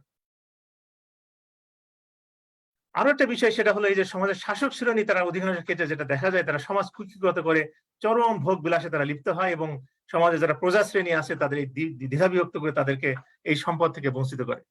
এবং এই ক্ষেত্রে ইসলাম কিন্তু বিরাট একটা দৃষ্টান্ত দেখিয়েছে। আমাদের আল্লাহ রাসূল তিনি দুনিয়াতে কোনো কিছুই রেখে যান নাই, সবই বিতরণ করে গেছেন, তাই না? মৃত্যুর আগে কোনো সম্পত্তি তিনি রেখে যান নাই। আবু বকরও একই পথ অনুসরণ করেছেন। খলিফা হয়ে তিনি অসহায় পরিবারে গিয়ে তিনি কাজ করেছেন। হযরত ওমরও আটার বস্তা পিঠে নিয়ে মানুষের কাছে গিয়ে তিনি সেবা করেছেন। সুবহানাল্লাহ। এমন সব দৃষ্টান্ত আমরা তাদের ভিতর থেকে পাই। এইসব দৃষ্টান্তগুলো কোথায় গেল আজকে মুসলিম বিশ্ব থেকে? কাজেই যেখানে ইসলাম আছে সেখানে নিরন্ধ মানুষের কোনো হাহাকার থাকতে পারে না। যেখানে ইসলাম আছে সেখানে দরিদ্র ক্লিষ্ট বুভুক্ষ কোনো বনি আদম থাকতে পারে না। যেখানে ইসলাম আছে সেখানে ক্ষুধার যাতনায় ক্লান্ত শ্রান্ত বিপর্যস্ত কোনো বনি মানবের চিহ্ন থাকতে পারে না। যেখানে ইসলাম আছে সেখানে চিকিৎসার অভাবে ধুকে ধুকে মৃত্যুর পথে যাওয়ার কোনো উদাহরণ থাকতে পারে না। যেখানে ইসলাম আছে সেখানে ক্ষুধার্ত নিগৃহীত সন্তানের দিকে চেয়ে থাকা ব্যর্থ পিতামাতার কোনো নজির থাকতে পারে না। যেখানে ইসলাম আছে সেখানে মানুষ তো দূরে থাক, একটা কুকুর এবং একটা নিরীহ প্রাণী না খেয়ে থাকবে তার কোনো দৃষ্টান্ত থাকতে পারে না। এটাই হলো ইসলামের বিধান, আর এটাই হলো ইসলামের বৈশিষ্ট্য, আর এটাই এই ধরনের দারিদ্র্য বিমোচনের কথা ইসলাম বলে। সম্মানিত উপস্থিতি, আসুন আমরা এই বিষয় নিয়ে আরো বেশি গবেষণা করি এবং আমাদের সমাজে যে সমস্ত দারিদ্রতা আছে সেগুলো আমরা সমাজ থেকে ঝেঁটিয়ে বিদায় করে আমরা একটা শান্তিপূর্ণ সহাবস্থান এবং চরম দারিদ্র্য মুক্ত একটা সমাজ গঠন করার জন্য উদ্যোগী হই। আল্লাহ সেই তৌফিক আমাদেরকে দান করুক। ওয়া মা তৌফিক ইল্লা বিল্লাহ। আসসালামু আলাইকুম ওয়া রাহমাতুল্লাহি ওয়া বারাকাতুহু। So much thanks to Dr. Mohammad Saidul Islam for his very powerful and thought-provoking deliberation. I think the audience who have listened and who will listen in future, definitely they will be inspired to implement the policy and the issues that he mentioned. And definitely we want that sort of society where there will be no poverty. And if Islam is exists in any society, that sort of society should be established. And that is the hope Dr. Saidul Islam he has shown to us. So I'm much grateful to Dr. Mohammad Saidul Islam for his deliberation and of course for his time and consideration. So we will now listen to Dr. Mohammad Abdul Majid, and after that we will be listening to Mohammad Abdul Awal Sarker. Dr. Mohammad Abdul Majid has worked in so many positions in the government level, and finally he retired as the chairman of National Board of Revenue Bangladesh, and nowadays he has been engaged in so many important activities. So we are very much thankful and privileged to have Dr. Mohammad Abdul Majid in our today's session. So I would like to offer again Dr. Mohammad Abdul Majid to deliver his speech, please. বিসমিল্লাহির রহমানির রহিম। শোনা যাচ্ছে? জি। আউযু বিল্লাহি মিনাশ শাইতানির রাজিম। বিসমিল্লাহির রহমানির রহিম। নাহমাদুহু নাসাল্লি আলা রাসূলিহিল কারীম আম্মা বাদ। First, I would like to congratulate and express my sincere gratitude to the organizers for organizing this international webinar. It has been really a great occasion and significant improvement in our studies that the whole world should consider. It has been an international webinar in the sense that Zakat is a very important subject that the world economy should study, consider, and try to follow it. আজকের সেমিনারের যিনি প্রধান chair জনাব professor doctor Mohammad Ruhul Amin, আজকের keynote speaker doctor Mohammad Kabir Hasan, guest of honour doctor Aishath Muniza, my fellow panelists, moderator Khalid Yahya, সকলে আসসালামু আলাইকুম ওয়া রাহমাতুল্লাহি ওয়া বারাকাতুহু। আজকে আমরা যে ইন্টারন্যাশনাল ওয়েবিনারটা করছি এই জন্যেই যে জাকাতের প্রতি আমাদের দৃষ্টিভঙ্গি, আমাদের এটার স্টাডি করার যে প্রয়াস প্রচেষ্টা, সেটা আসলে বৃদ্ধি পাওয়া দরকার এই জন্যেই যে আমাদের ইসলামের কাছ থেকেই, এই জাকাত প্রথা থেকেই, এই দর্শন থেকেই কিন্তু সপ্তদশ শতাব্দীতে ইউরোপে এবং অন্য উন্নত বিশ্বে যে আধুনিক যে কর ব্যবস্থা যেটা গড়ে উঠেছে, সেটির কিন্তু মূল নীতি দর্শন কিন্তু ছিল এই জাকাত থেকেই। অর্থাৎ 1400 বছর আগে আরবে আমাদের দুইজন আমাদের প্রধান বক্তা এবং সাইদ সাহেব তিনিও বলেছেন বারবার করে যে কিভাবে আরবে সেই অতি নিরক্ষর একটি মানুষের দ্বারা এবং একটি সমাজের অনগ্রসর একটি সমাজে কিভাবে জাকাত ব্যবস্থাপনা একটি আধুনিক উন্নত দারিদ্র্যমুক্ত সমাজ গঠনে সহায়তা করেছিল, সেটি যদি ধারাবাহিক থাকতো, যেটা খলিফাদের সময় পর্যন্ত ছিল, তারপরে যদি এটা থাকতো, তাহলে আজকে এই বিশ্বে যে আমরা অর্থনৈতিক হানাহানি বা অর্থনৈতিক যে অবস্থা পুঁজিবাদের কথা বলেছেন একজন, আর সেগুলো আসলে উঠতো না, থাকতো না।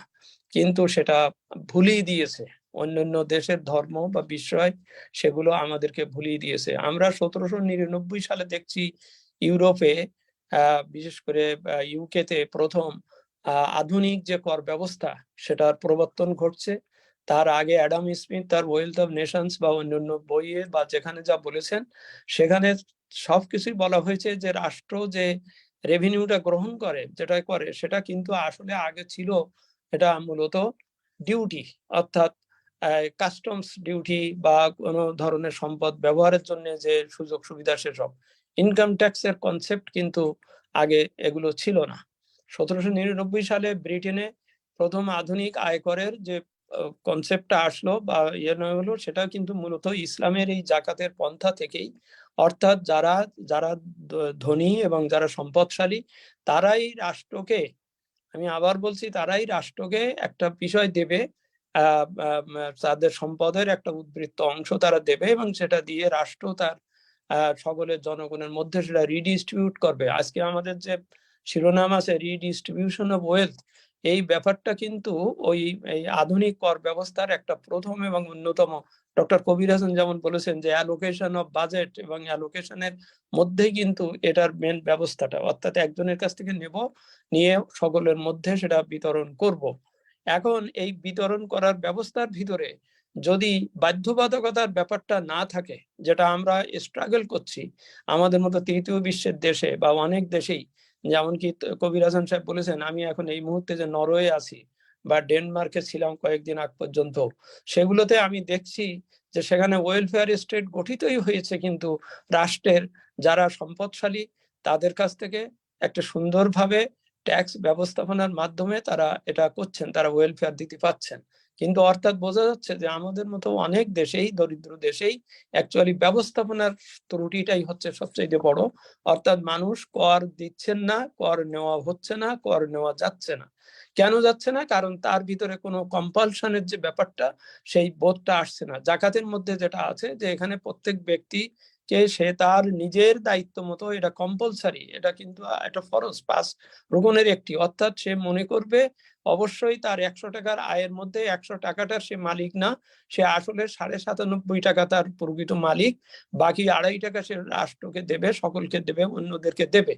এই যে দেওয়ার বোধের ভিতরে, এখানে যদি এই বোধটা যদি তার আল্লাহর ইমানের প্রতি, তাওয়াক্কুলের প্রতি থেকে যদি না আসে, তাহলে এটা ওই আমরা রাষ্ট্রীয় সিস্টেমের ভিতর দিয়ে ট্যাক্স ইভেশন এবং কর ফাঁকি দিয়ে, না কর দিয়ে, টিন না খুলে মানুষ যে চলে যাচ্ছে, এইটার বাধ্যবাধকতা আমি করতে পারছি না। আমরা কেন পাচ্ছি না? কারণ এদের এই সেন্স বোধটা আসছে না। জাকাতের ভিতরে যেটা আল্লাহ থেকে, আল্লাহ সুবহানাহু ওয়া তাআলা বলেছেন যেটা কম্পালসারি, এই ধনীর সম্পদের উপরে দরিদ্রের হক আছে, এই কথা বলে দেওয়ার পরে এরপরে আর কারোর এই ধরনের ব্যবস্থা থাকে না। কিন্তু এখন মেন সমস্যা হচ্ছে যে আমাদের এর ব্যবস্থাপনা। 1799 সালে ইউরোপে আয়কর ব্যবস্থা প্রবর্তনের পরে 1860 সালের 7ই এপ্রিল এই ভারতীয় উপমহাদেশে প্রথম আয়কর প্রবর্তন করেন জেমস উইলসন। এই জেমস উইলসন হচ্ছে পেপার মানির প্রবক্তা। এই জেমস উইলসনই হচ্ছে ইকোনমিস্ট পত্রিকার প্রতিষ্ঠাতা। এই জেমস উইলসন ছিলেন তৎকালীন ব্রিটিশ সরকারের অর্থ সচিব এবং তৎকালীন এনবিআর এর চেয়ারম্যানও ছিলেন তিনি। তো তার হাতেই তিনি ভারতে প্রথম এসেছিলেন। ব্রিটিশরা যখন 1860 সালে দেশে শাসনভার গ্রহণ করে, তখন প্রথম অর্থমন্ত্রী হিসেবে ভাইসরয়ের যে অর্থ বিষয়ক উপদেষ্টা বলে, তিনি এসেছিলেন এবং তিনি 1860 সালের 7ই এপ্রিল বাজেট বক্তৃতায় বললেন যে, মাননীয় স্পিকার, আমি এই ভারতীয় উপমহাদেশে আধুনিক কর ব্যবস্থা প্রবর্তন করতে চাই। এবং তিনি এটাও বললেন যে, আমি গত 6 মাসে এখানে এসে ভারতীয় যত প্রাচীন যত ধর্ম বা অন্যান্য বিষয় আছে সেগুলো পাঠ করে আমি দেখেছি যে এখানে রাষ্ট্রের একটা দায়িত্ব আছে সকলের কাছ থেকে পয়সা নিয়ে সেই পয়সা সকলকে ব্যবহার করার সুযোগ করে দেওয়া।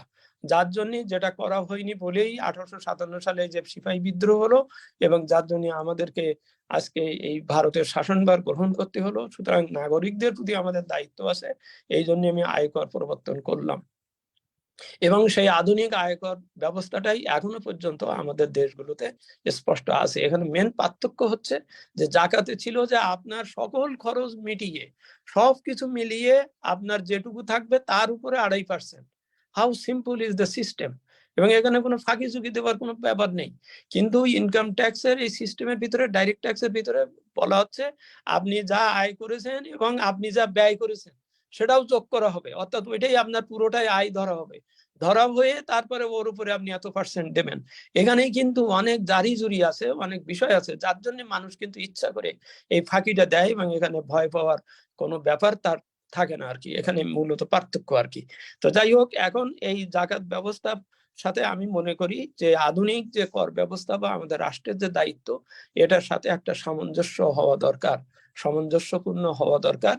আমরা সেন্টার ফর জাকাত ম্যানেজমেন্ট বাংলাদেশের, যেটা ডক্টর কবির হাসান আমাদের একজন অত্যন্ত প্রাজ্ঞ এবং উপদেষ্টা, এবং তিনি তার সাথে আমরা বেশ কয়েকটা কাজও করেছি।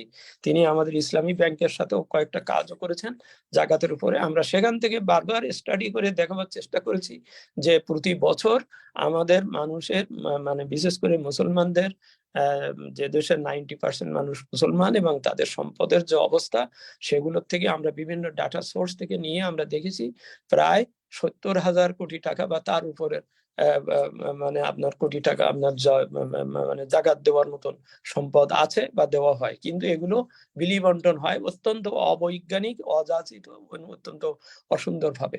যার জন্য আমরা 15 বছর আগে যে সেন্টার ফর জাকাত ম্যানেজমেন্ট গঠন করেছিলাম, সেখানের মূল উদ্দেশ্য হচ্ছে যে ধনীদের কাছ থেকে, বিশেষ করে বড় বড় কোম্পানিদের কাছ থেকে, এমনকি যারা সম্পদশালী ব্যক্তি, তারা টাকাটা আমাদের কাছে দেবেন, সেন্টার ফর জাকাত ম্যানেজমেন্টের কাছে। আমরা এটা ম্যানেজমেন্ট করি মানে এই যে আমরা এখান থেকে এমন সব প্রকল্প গ্রহণ করি যার দ্বারা ওই যে সূরা 9 নম্বর সূরা তওবার 60 নম্বর আয়াতে যে 8টা খাতের কথা বলা হয়েছে, সেই 8টা খাতকেই কেন্দ্র করে শুধু ফকির মিসকিন না, তার সাথে আরো যারা আছে এমনকি যারা আমাদের এই জাকাতের টাকা ম্যানেজ করেন, যারা এই হিসাব রাখেন, এটাও আছে সেখানে। সেই সবকিছু মিলিয়ে আমরা সেটা করি।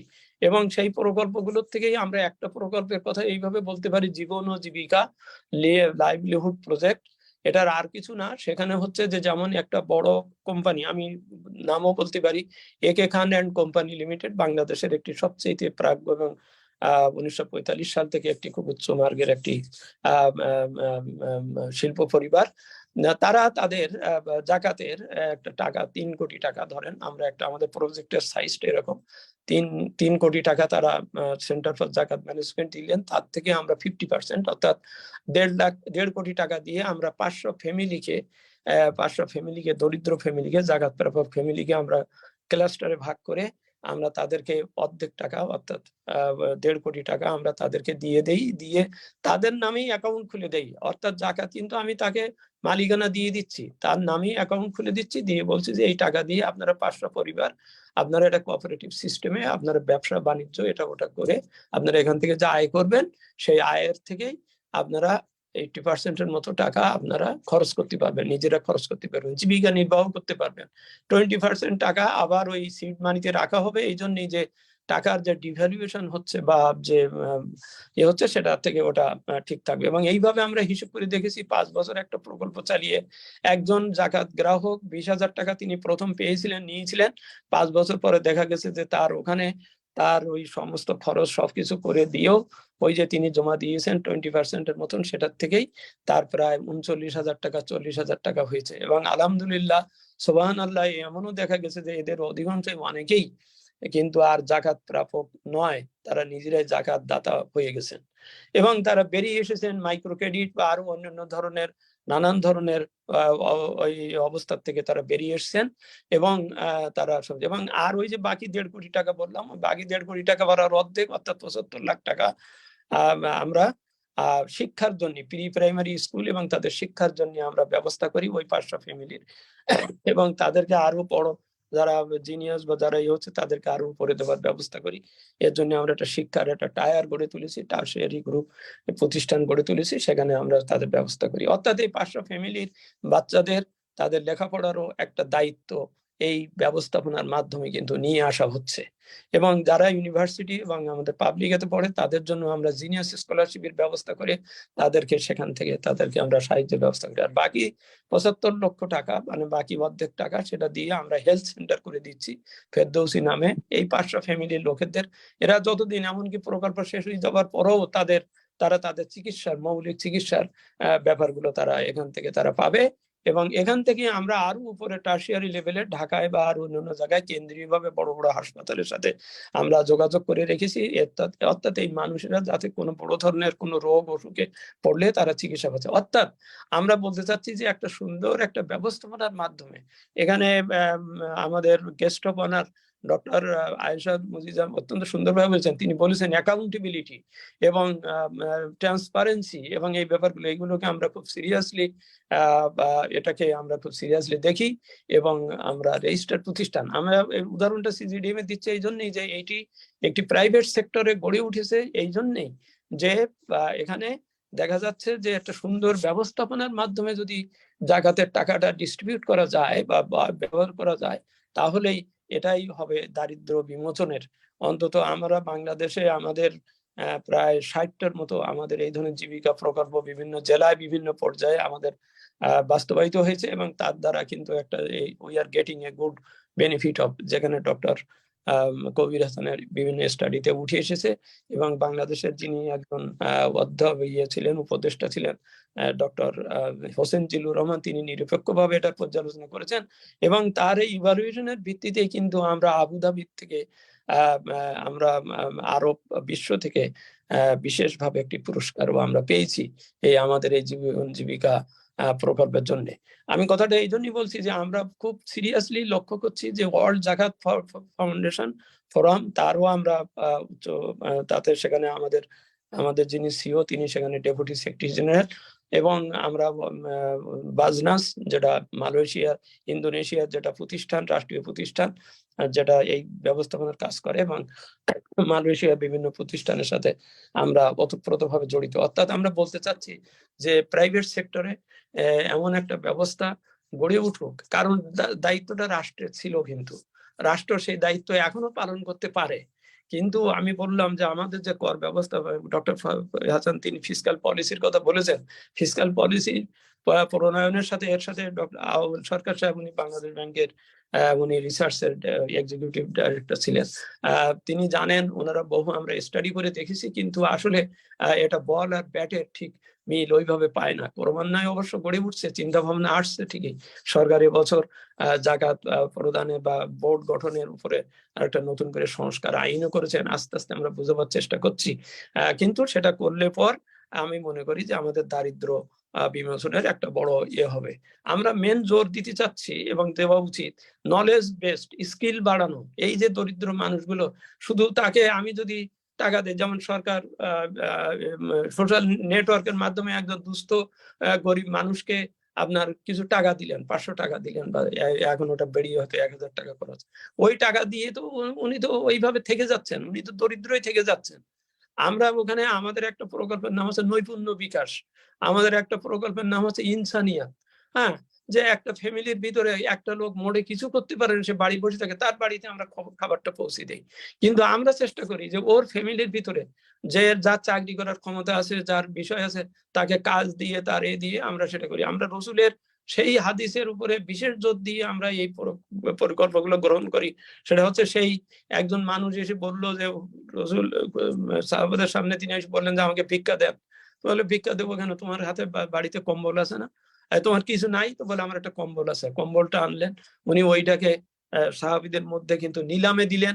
যে বেশি দাম দিতে চাইলো সেই পয়সা নিয়ে তাকে অর্ধেক ভাগ করে বললেন এই অর্ধেক দিয়ে তুমি বাড়ি দিয়ে খাবার দাবার কিনো, এবং বাকি অর্ধেক টাকা দিয়ে তিনি একটা কুঠার কিনালেন এবং তিনি নিজে হাতে বাটন লাগিয়ে দিলেন।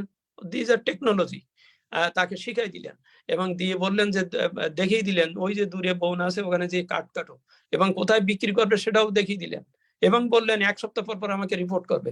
This are the main theory and practice of our জাকাত প্রোগ্রাম এন্ড এটসেট্রা। আমরা মনিটরিং এর উপরে জোর দিচ্ছি, তাকে রিপোর্টিং এর উপরে জোর দিচ্ছি, তার বিষয়গুলো দেখার ব্যাপারে দেখছি, কাজ শিখিয়ে দিচ্ছি। আমরা মানুষকে দরিদ্র রাখার জন্য দরিদ্র রাখতে চাচ্ছি না, তাকে আমাদের স্কিল ডেভেলপমেন্ট, তার নলেজ বৃদ্ধি করে তারপরে তাকে এটার থেকে বের করে আনতে হবে, দারিদ্রের অবস্থা থেকে বের করে আনতে হবে। কারণ একজন, যে কিছুক্ষণ আগে আমি বললাম যে একজন জাকাত প্রাপক ব্যক্তি যখন জাকাত দাতা হয়ে যায়, এটা বুঝতে হবে যে how multiplier functioning he will be doing and how the whole entire society will be very much benefited by him. সব কিছুর উপরে কিন্তু ওই চিন্তাটা, ওই যে আল্লাহর প্রতি ভীতি, ওই যে যে 2.5 টাকার মালিক আমি তো নই, এই 2.5 টাকা 100 টাকার মধ্যে 2.5 টাকা আমাকে কাউকে দিতে হবে আর কি। আমরা যে প্রদর্শিত আর অপ্রদর্শিত কালো টাকা আমরা যেটা বলি, এটার সাথেও আপনার জাকাতের এই বিশ্বাসের বিষয়টা আছে। আপনি যদি ওই 100 টাকা যদি জাকাত না দেন, মানে 2.5 টাকা যদি জাকাত না দেন, আপনার 100 টাকাই কিন্তু আপনার কিন্তু হালাল আয় বা পরিষ্কার হবে না। জাকাত শব্দের একটি ব্যবহারিক অর্থ হচ্ছে আপনার আয়ের ভিতরে যদি কোনো গলত থাকে, কোনো কিছু থাকে, সেটা আপনি জাকাত দিলে আপনার ওই বাকি 97.5 টাকা আপনার এটা স্বচ্ছ হয়ে গেল। আপনি স্পষ্ট করলেন, আপনি আল্লাহর ভয়ে 97 টাকা 97.5 টাকা রেখে 2.5 টাকা আপনি দিয়ে দিলেন। ঠিক আমরা আমাদের এই যে বলা হচ্ছে যে আপনার যত আয় সম্পদ সেটা যদি আপনি না দেখান, তাহলে আপনার এন্টায়ার সম্পদটাই, যদিও সেটা দেয়া গেল হয়তো 7 টাকা বা ইত্যাদি, কিন্তু আপনি যখন ডিসক্লোজ করছেন না তখন, অর্থাৎ ডিসক্লোজ করাটাই হচ্ছে কিন্তু এই আমাদের কর নীতির ভিতরে সবচেয়ে বড় পয়েন্ট, যে আপনি ডিসক্লোজ করবেন, ডিসক্লোজ করে রাষ্ট্রের ট্যাক্সটা দিবেন, দেন আপনার সবকিছু আয় আপনার সহজ হয়ে গেল, স্বাভাবিক হয়ে গেল। এই যে ব্যাপারগুলো, এই কনসেপ্ট গুলো কিন্তু ওখান থেকে এসছে। সুতরাং আমরা সকলে এটা করতে পারি এবং এই কারণেই আমি মনে করি যে আমাদের আজকের যে ইন্টারন্যাশনাল সেমিনার, আমরা সাইদের মতন আমরাও বলছি, আমরা বাংলায় বললাম এই কারণে যে কারণ আমাদের যারা পার্টিসিপ্যান্ট, আমাদের নিজেদের মধ্যে উপলব্ধি আগে জাগুক। আমরা যদি ভালোভাবে নিজেদের মধ্যে নিজেরা বুঝে নিজেরা যদি এটাকে ইমপ্লিমেন্ট করতে পারি, then I think world will follow us. আমাদেরকেই দৃষ্টান্ত তৈরি করতে হবে, দেখাতে হবে।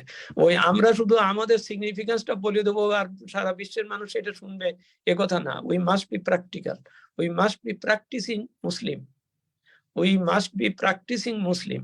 শুধু বয়ানে আর লেবাসে নয় যে আমি বললাম, আমি এটা বললাম, বলে গেলাম আর এটা লোকে শুনিয়ে ফেলবে, তা নয়। তো সুতরাং আমি আল্লাহ তাআলার কাছে আমরা এই প্রার্থনা, এই মোনাজাত করি যে আজকের এই যে আমাদের এই সেমিনার, এখানে কবির হাসান ভাই অত্যন্ত সুন্দরভাবে এসডিজির সাথে সম্পর্কিত বা অন্যান্য বিষয়গুলো তুলে ধরেছেন, সাইদও তুলে ধরেছেন, এমনকি আমাদের কিনোট, আমাদের যে guest of honour, I am really amazed and I am really grateful to her that she has given us a very good example, good tenets and good suggestions how we can do better for her. And I am very grateful to her in the sense that once upon a time he was the deputy minister in Maldives government, and now she is giving a more her knowledge and studies in the University of Malaysia. আমি আবার আজকের এই আয়োজনের যিনি সভাপতি এবং আজকের যে উপস্থাপক সঞ্চালক সকলকে, এবং এরপরে আব্দুল আওয়াল সরকার বলবেন, তিনি একজন বিজ্ঞ ব্যক্তি, আমরা একসাথে বহুদিন একসাথে কাজ করেছি, আমরা আশা করি তার বক্তব্য দ্বারাও উপকৃত হব। আমি আসলে একটি মানে বিদেশে পারিবারিক ভ্রমণে আছি বলেই, এবং এমন এক জায়গায় আছি এখানে আমার সবকিছু টেকনিক্যাল সিস্টেম হয়তো আমাকে সাপোর্ট করছে না, যেটা আমি দেশে থাকলে বা অনুভব করতে পারতাম, সেই জন্য আমি কিছুটা সময় হয়তো নিলাম। তো আমি আবার দোয়া করব যে আমাদের সকলের নিয়ত আল্লাহ, ইন্নামাল আমালু বিন্নিয়াত, আমাদের নিয়তটা আল্লাহ পূরণের সহায়তা হবেন। সুবহানাল্লাহ, আলহামদুলিল্লাহ। Thank you for Thank you very much, Dr. Mohammad Abdul Mazid, for his very insightful deliberation from his core of heart. And definitely he has joined from different jurisdiction, and even in this situation he has considered to join and contribute in our webinar. That is very much appreciated, and we can see the dedication, the level of dedication from that high standard of people who contributed from the different higher position in the government of Bangladesh. So we get encouraged to see this sort of dedication from such high profile and towering personalities. So once again, very much appreciated, and thanks from this webinar to Dr. Mohammad Abdul Mazid for his nice deliberation. So at this point of time, we would like to invite Abdul Awal Sarker to deliver his speech. He is now the Director General, Al-Arafah Islamic Bank Limited Training and Research Institute, one of the leading private banks in Bangladesh. And he was the Executive Director Research in Bangladesh Bank. He has contributed especially in the research arena in the literature world regarding the legal framework and issues of Islamic finance sector, especially for the banking and insurance sectors in Bangladesh. So I'd like to request Mohammad Abdul Awal Sarker to deliver his speech, please. বিসমিল্লাহির রহমানির রহিম। জাকাতের উপর আজকে যে webinar আয়োজন করেছেন যারা, তাদেরকে ধন্যবাদ। জাকাত বিষয়টি একদম নতুন কোনো ইস্যু না। আমাদের সবচেয়ে বড় সমস্যাটা হচ্ছে যে জাকাতকে আমরা প্রেজেন্ট করতে পারি না, অর্থাৎ ওয়েস্টার্ন যে ওয়েস্টার্ন ওয়েসডমের কাছে আমরা জাকাতের যে অ্যাপ্লিকেবিলিটি বা এটার যে ইনস্টিটিউশনালাইজেশন জাকাত, বা জাকাত অ্যাজ এ ফিজিক্যাল স্টেবিলাইজার, বা জাকাত যে একটা ইকোনমিক ওয়েলফেয়ারের জন্য যে একটা আপনার মিসিং পয়েন্ট, এটা যে জাস্ট যারা আমাদের ডেভেলপমেন্টের যারা মিসিং মিডল, এদের জন্য যে সহায়ক হতে পারে, এই বিষয়গুলো আমরা ওয়েস্টার্ন ভাষায়, ওয়েস্টার্ন ল্যাঙ্গুয়েজে উই ক্যানট প্রেজেন্ট, আমরা বলতে পারি না।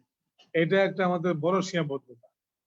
দ্বিতীয় সীমাবদ্ধতা হচ্ছে যে আমাদের যারা ইসলাম প্রচার করেন, ওয়াইজিন, যারা বিভিন্ন ডিসকাশন করেন, ওয়াজ করেন জনগণকে নিয়ে, বা বিভিন্ন মসজিদের খতিব, মসজিদের ইমাম, তাদের কিন্তু আলোচনায় জাকাত কোনদিন আমি আসলে জাকাত শুনি নাই, যে জাকাতের উপর একটা টপিকস এই যে বছরে 52টি খুতবা হয়, 52টি জুমায়, কোন জুমায় জাকাত কার উপর ফরজ, জাকাত দেওয়ার নিয়ম কি, জাকাত আদায় না করলে শাস্তি কি, হ্যাঁ, এটার ব্যাপারে আমি পর্যন্ত কোন ইমামকে বলতে শুনলাম না মসজিদে যে জাকাত যারা সোশ্যাল লিডার্স, যারা উলামা, এই যারা আমাদের সমাজের মুসলমানদের নেতা, এরা কিন্তু জাকাত নিয়ে কথা একদমই বলে না।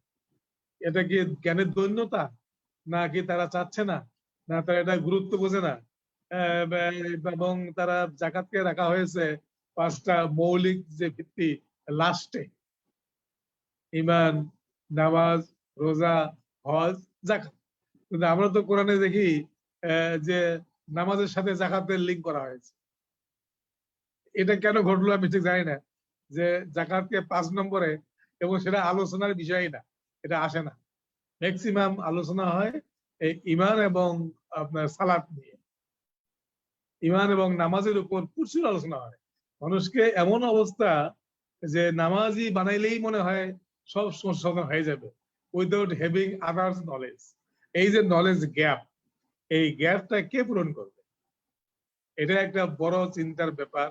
যে বাংলাদেশের অনেকে বলে অনেক সমস্যা, আমার মতে বাংলাদেশ এবং ওয়ার্ল্ড ওয়াইড সবচেয়ে বড় সমস্যাটা হচ্ছে যে আমরা we R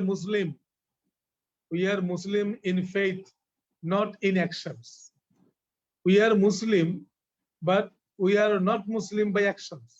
they are non Muslim, but they are Muslim in actions. এই যে একটা বিষয়, যে আমরা ওখানে দেখবেন যে আমরা সবাই বাংলাদেশি লোক, শুধু আয়েশা মুনিজা বাদে, আমরা যারা দেখবেন যে একটা জেনারেল টেন্ডেন্সি হলো যে কোনো দোকানের সেলসম্যান যদি হিন্দু থাকে তাহলে আমরা সবাই কিন্তু ওকে বিশ্বাস করি। এটা একটা জেনারেল টেন্ডেন্সি বলছি আমি, কিন্তু মুসলমান সেলসম্যান এর বিশ্বাস করি না। এই যে সামান্য একটা বিষয়, এখান থেকে বোঝা যাচ্ছে যে হিন্দু যিনি যে কোনো ব্যবসা করেন বা কোনো কাজ করেন, তাকেই দায়িত্ব দেওয়া হয়, তাকেই বিশ্বাস করা হয়। এই যে অবস্থাটা, যে Muslim by faith, Muslim not by actions, এবং Muslim by actions not in faith, এই বিষয়গুলো আমাদের সবচেয়ে চিন্তার ব্যাপার। জাকাতকে আপনার ডেভেলপমেন্ট ইকোনমিক্স এর একটা পার্ট হিসেবে আমাদের লিখতে হবে। যারা আমরা লিখতে পারি, আমাদের মাঝে আছেন কবির হাসান, অত্যন্ত বিদগ্ধ একজন পণ্ডিত ব্যক্তি। এই কবির হাসান সহ অন্যান্য যারা আপনার ফাইন্যান্স এবং ইকোনমিক্স ফিল্ডে আছেন, তাদের উচিত হলো যে, তাদের উচিত মানে জাস্ট আমি তাদের অনেক ছোট মানুষ, আমি জাস্ট সাজেস্ট না আর কি, আমার একটা ফিলিংস যে তাদেরকে ডেভেলপমেন্ট ইস্যুস গুলোর মধ্যে এই জাকাতকে কিভাবে ইনক্লুড করা যায়, এবং ম্যাক্রো ইকোনমেট্রিক মডেলিং এর ক্ষেত্রে ম্যাক্রো ইকোনমেট্রিক মডেলিং এ জাকাতকে কিভাবে ইনক্লুড করা যায়, এই বিষয়গুলো দেখে তারা যদি প্রুভ করতে পারেন যে as a fiscal stabiliser, as an economic stabiliser, জাকাতকে যদি বাজেটে নিয়ে আসা হয়, জাকাতকে যদি কেন্দ্র করে একটা আপনার পুরো আপনার ম্যাক্রো ইকোনমিক যে আপনার গোল বা সেটিংস করা হয়, তখন ওয়েস্ট বুঝবে যে হ্যাঁ, it can work, it may be effective. Otherwise আমরা যত কোরআনের আয়াত দেবো, হাদিস দিয়ে বলবো, উদ্ধৃতি দেবো, এগুলো আপনার শুধু শুনবে আর কি। আমাদের শ্রদ্ধেয় সচিব মহোদয়, আমাদের আব্দুল মজিদ স্যার, উনি সুন্দর বলছেন, আসলে ইসলামের যে সৌন্দর্যগুলো, এটা ইট মাস্ট বি ভিজিবল, এগুলো ভিজিবল হওয়া উচিত। এই যে ওয়াকফ নামের একটা অত্যন্ত শক্তিশালী ইনস্টিটিউশন ছিল, যে ওয়াকফটা স্ট্রং থাকার কারণে মার্কেট নিয়ন্ত্রণ করার জন্য আজকে যে অসৎ ব্যবসায়ীরা বিভিন্ন পদক্ষেপ নেয়, সিন্ডিকেট করতেছে, ওই সময় সেটা ছিল না বলে মানুষ বছরের পর বছর সেম প্রাইসে আপনার কমোডিটি কিনছে। জাস্ট আমি 1 সেকেন্ড আসতেছি আর কি।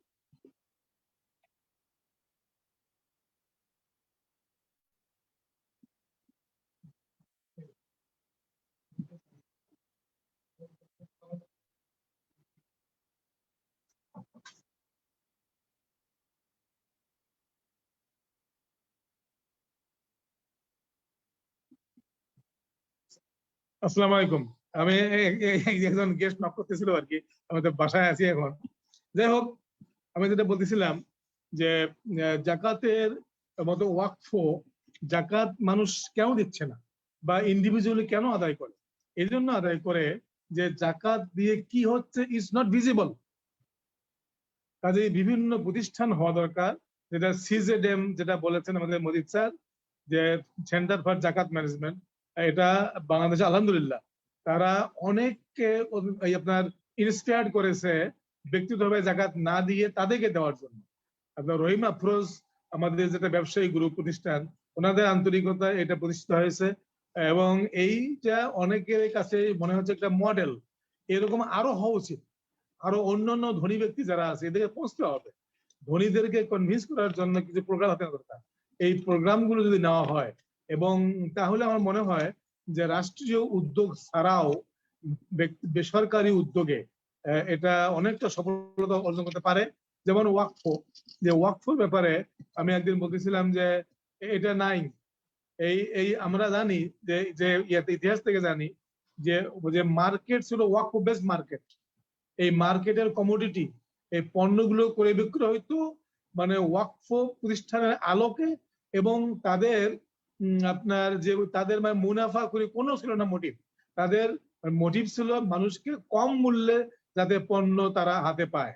এই যে ওয়াকফ ফান্ড থেকে মার্কেট ম্যানেজমেন্ট, এই বিষয়গুলো, যেমন আমি এবার আপনার জাস্ট বলতেছি যে এবার আপনার হজে গেছিলাম, তো হজে যাওয়ার পরে দেখলাম যে যারা হজ এজেন্সি গুলো হাজিদেরকে নিয়ে যায়, প্রায় লোকের মোটিভ হচ্ছে হাজিদেরকে নানান কষ্ট দিয়ে তাদের প্রফিটটা ইনক্রিজ করা।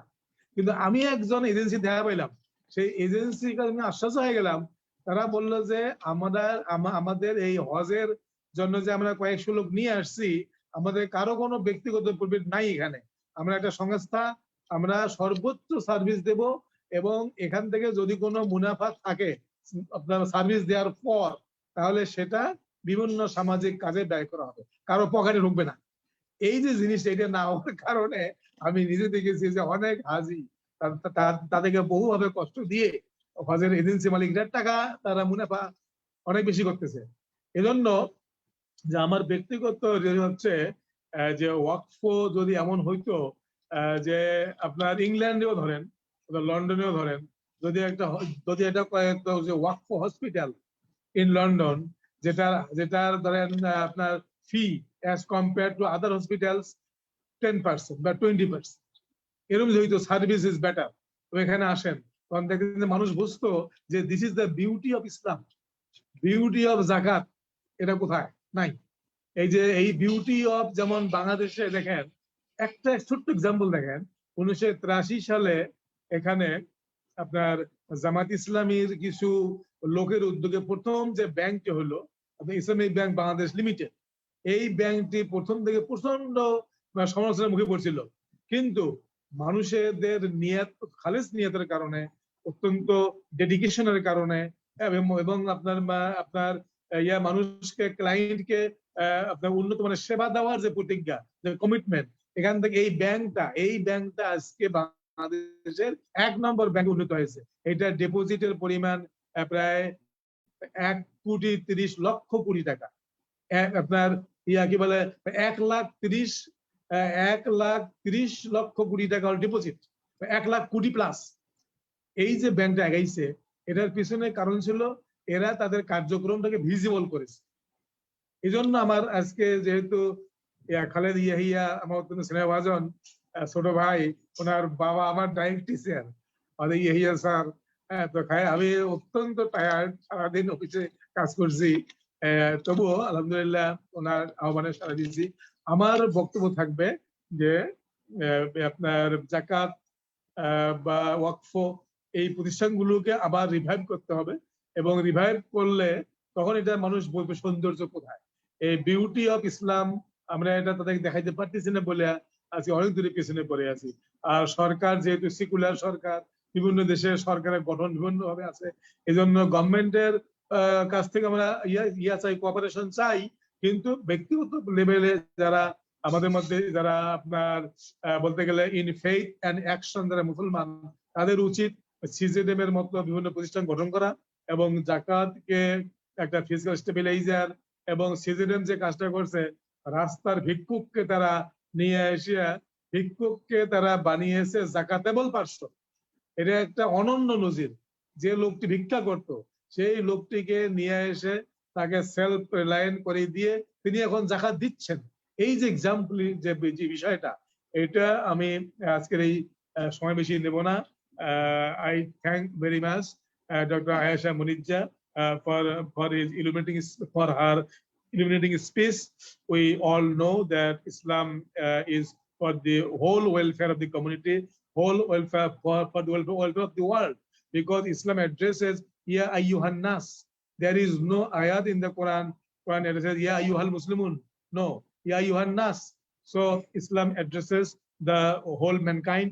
So the human being which is divided today in terms of economic welfare. So we may present this model, Zakat model and work model for poverty alleviation, if we do some sort of exercise in the Western language. Again, I will request our renowned Professor Kabir Hassan and Dr. Aishath Muneeza, please place this Zakat model. I read one article edited by J.M. Keynes in the Journal of Economics, published from London in the year 1933 or 34, when J.M. Keynes was the editor of that journal. There was a paper published by a Hindu economist on Zakat, and under J.M. Keynes, it was proved that if Zakat is established in the society, then nobody will remain poor. So I will earnestly request our learned speakers today, and especially Dr. Kabir Hassan, our brother, and our sister Aishath Muneeza, to contribute more in this field and to place and to work to place Zakat and Waqf as an international economic model. Thank you very much. Assalamu alaikum wa rahmatullah. Thank you very much, Abdul Awal Sarker, a very experienced person who has contributed in different places, and especially for his nice deliberation today. So we are at the end part of today's session. Before going to the chair, may I request our keynote speaker, Dr. Mohammad Kabir Hassan, if there is anything to say from his side to the panel members or to the audience, feel free to contribute even more. Dr. Kabir Hassan. Yes, Assalamu alaikum. While I listened to everyone, even though my video was off, of course, Dr. Abdul Mazid Bhai, Abdullah Sarker Bhai, এবং Aishath Muneeza, she is a co-author with me in so many work, and she is the youngest full professor from Maldives, now teaching at INCEIF, and she has many years left, inshallah, to contribute towards Islamic finance. And probably another thing you don't know about her, she actually she's the father and mother of Islamic finance in Maldives. So she really revolutionized the Islamic finance industry in Maldives. So may Allah give her more strength and more knowledge to help us. যে কথাটা আমি একটু বাংলায় বলি, এবার যে কথাটা আমার কাছে সবসময়, আমরা পলিমিক্স থেকে বেরিয়ে আসতে হবে। মানে পলিমিক্স বলতে যেটা আমি বলছি আর কি, we are very good in preaching but not in practicing. তো আমাদেরকে আসলে নমুনা হাজির করতে হবে, যেটা আব্দুল্লাহ ভাই সরকার ইনডাইরেক্টলি বলেছেন, মজিদ ভাই বলেছেন, যে আমরা একটা জাকাত সিস্টেমকে, এটা ছিল আমরা go back to 1500 years ago, তাই না, যে হযরত ওমর রাদিয়াল্লাহু তাআলার সময়. Why can't you do it right now, right? Show it a model gradually. I know it will be very difficult because colonial legacy and everything else that really killed us. In the Malaysia already has shown a way, like corporate zakat is institutionalized. Malaysia has developed a mechanism to have the income group. They call this M group. They know who are the poor people. So they have a national accounting system they have developed. So these are a gradual process. It is a revolution kore hobe na, aste aste agete hobe. আমাদের দেশে যে কথাটা আব্দুল্লাহ সরকার বললেন, যে কেউ জাকাতের কথা বলেন, দেখেন কোরআন শরীফে বোধহয় 34 টাইমস জাকাতের কথা সরাসরি বলা হয়েছে, নামাজের সাথে সাথে জাকাতের কথা বলেছে। আমাদের মাওলানা মসজিদের কথা বলেন না জাকাতের কথা। যারা ইন্টেলেকচুয়াল সার্কেল আছে, পভার্টি এলিভেশন এসডিজি গোল, এতভাবে কানেক্টেড জাকাত, এটার কথা কেউ বলেন না। আমাদের প্রথমে আমাদের নিজেদেরকে আমাদের অজ্ঞানতা দূর করতে হবে। এই জন্যই আমাদের এই সেমিনার সিম্পোজিয়াম। আর সেকেন্ড লেভেল যেটা, এক ধরনের তরুণ গবেষক তৈরি করতে হয়, তারা পলিমিক্স থেকে বেরিয়ে আসবে। আমরা তো ভালো লিখতে পারি, বলতে পারি, that is not enough, everybody knows, তাই না? আমরা যেগুলো আজকে বললাম 90%, 95%, everybody knows. You have to come up with something new. আমি এটা বলতে পারিনি শেষ ফিউ স্লাইডে আর কি, যে জাকাত নিয়ে ইস্তিহাদ করতে হবে। জাকাত কিন্তু একটা ট্রান্সাকশনাল ইবাদত। আমাদের রুহুল আমিন ভাই ভালো করে বলবেন, এটা কিন্তু ট্রান্সাকশনাল ইবাদতের মধ্যে আমাদের কিন্তু ইস্তিহাদের রুম রয়েছে। আমরা অনেকে ইস্তিহাদ করতে যেন আমরা ভয় করি যে whether we are trespassing the will of God. We are not really. আমরা তো নামাজ নিয়ে কথা বলছি না, আমরা জাকাতের কথা বলা হয়েছে কোরআন শরীফে। রসুল অনেকটা স্বচ্ছতা দিয়ে গেছেন, তারপরে গাইডেড খালিফরা বলেছেন, তারপরে অনেক ধরনের সম্পদ এসেছে, এই সম্পদের কিভাবে বিলি বন্টন হবে, এটা অ্যাকাউন্টিং সিস্টেম কি হবে, এইগুলো নিয়ে আসলে কাজ হওয়া দরকার। এই খালেদের মতো ছেলেরা যারা ইয়াং, মানে ফুল অফ এনার্জি, তাদের এগুলো এগিয়ে আসতে হবে। তার জন্য যে স্কিল সেট তৈরি করা দরকার, স্কিল সেটটা তৈরি করতে হবে। এইটাই আমি বলবো আজকের ওয়েবিনার যারা শুনছেন, you develop this, you spread the knowledge. Even আমি যখন গ্রোয়িং আপ, আমি I come from lower middle class family, আমাদের ধারণা ছিল, আমার মা বলতেন, সব মাদের কাছ থেকে শিখি, যে জাকাত মানে কাছের লোকটা দেওয়া যাবে না, মানে জাকাত যেন একটা খারাপ জিনিস, তাই না? জাকাতের টাকা, আসলে জাকাতের টাকাতে দিতে হবে খুব কাছের লোকজন থেকে শুরু করতে হবে, যেমন এনি সাদাকা, তাই না? তো এই যে মিসকনসেপশন গুলো আমাদের সমাজ থেকে দূর করতে হবে। আমাদের যারা পার্লামেন্টের আছেন, পলিটিশিয়ান আছেন, তাদের সাথে এই সমস্ত কথাগুলো বলতে হবে, যাতে তারা জাকাতকে যাতে পলিটিক্যাল টুল তৈরি না করে, জাকাত শাড়ির সমস্ত আজে বাজে জিনিস জাকাত দেয়, অথচ জাকাত দিতে বলা হয়েছে সবচেয়ে উত্তম জিনিস দিয়ে আর কি। এই মাইন্ডসেটটা নিয়ে তো আমাদের সাইমultaneously কাজ করতে হবে। যার যে ক্ষেত্র, যারা আলেম ওলামা আছেন তারা এগুলো লোকজনকে এডুকেট করবে, স্প্রেড করবে। যারা গবেষক আছে, ইউনিভার্সিটি শিক্ষক, যাদের স্কিল আছে, তারা জাকাতের এস্টিমেশন কিভাবে করা যায়, কিভাবে জাকাত ভালোভাবে কালেক্ট করা যায়, এই কথাগুলো নিয়ে লিখতে হবে, বলতে হবে, এটা স্প্রেড করতে হবে। আবার আমাদের জাকাতের একটা ভালো সিস্টেম, এটার জন্য একটা মানে সরিয়ে দিতে হবে যারা নন মুসলিম ব্রাদার সিস্টার, বাংলাদেশে, আমার দেশের বাইরে আর কি। মানুষ কিন্তু ভালো জিনিসকে আলটিমেটলি অ্যাকসেপ্ট করেই, এইভাবে তো ইসলাম এসেছে, তাই না? জাহেলিয়াতের যুগে আল্লাহ রসুল এসেছেন, আল্লাহ অনেকে ব্লেস করেছেন, তারা তো মানুষ চেঞ্জ হয়েছে এই বাণীর কারণে। আল্লাহ তাআলা অফকোর্স তাদেরকে গাইড করেছেন, কিন্তু বাণীটা ছিল প্রথম, তাই না? আল্লাহ তাআলাকে ওরা দেখতেন না, বাণীর কথা শুনে ওরা এগিয়ে এসেছেন। এই জিনিসগুলো আমাদের মনে রাখতে হবে। এটা বলে আমি শেষ করি। Thank you very much again to everyone. Thank you very much once again, Dr. Kabir Hassan, for his very insightful and encouraging statement, especially the young generation or the future leaders who will lead the world in the future. They should listen and realize, and of course, take it into action. That was suggested by Professor Dr. Kabir Hassan, a towering figure in the economics, especially in the Islamic finance in the whole world. So we are at the end part. So now I would like to request the chair of this session, Professor Dr. Mohammad to deliver his concluding remarks. He was a professor and chair of Al-Hadith and Islamic Studies, Islamic University, Kustia, Bangladesh, and now he is the global president of World Muslim Heritage Research Center, USA. Professor Dr. Mohammad, please. Assalamu alaikum wa rahmatullahi ta'ala wa barakatuhu. Bismillah, alhamdulillah, wa salatu wa salamu ala rasulillah wa ala alihi wa sahbihi wa man wala wa ba'd. I have the honor to preside over today's international webinar on the importance of Zakat in struggle against circle of poverty and income redistribution, organized by World Muslim Heritage Research Center, USA. First of all, we are showing our profound thankfulness to Almighty Allah subhanahu wa ta'ala for giving us chance to organize this beautiful international webinar.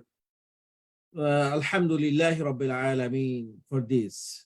And also we would like to thank our guest speakers, our keynote speaker, our guest of honor. Jazahumullahu khairan So my dear brothers and sisters, our keynote speaker, Professor Dr. Muhammad Kabir Hassan, he's a renowned Islamic scholar, and he is expert in the Islamic finance field. So he inputted a brilliant contribution for this seminar.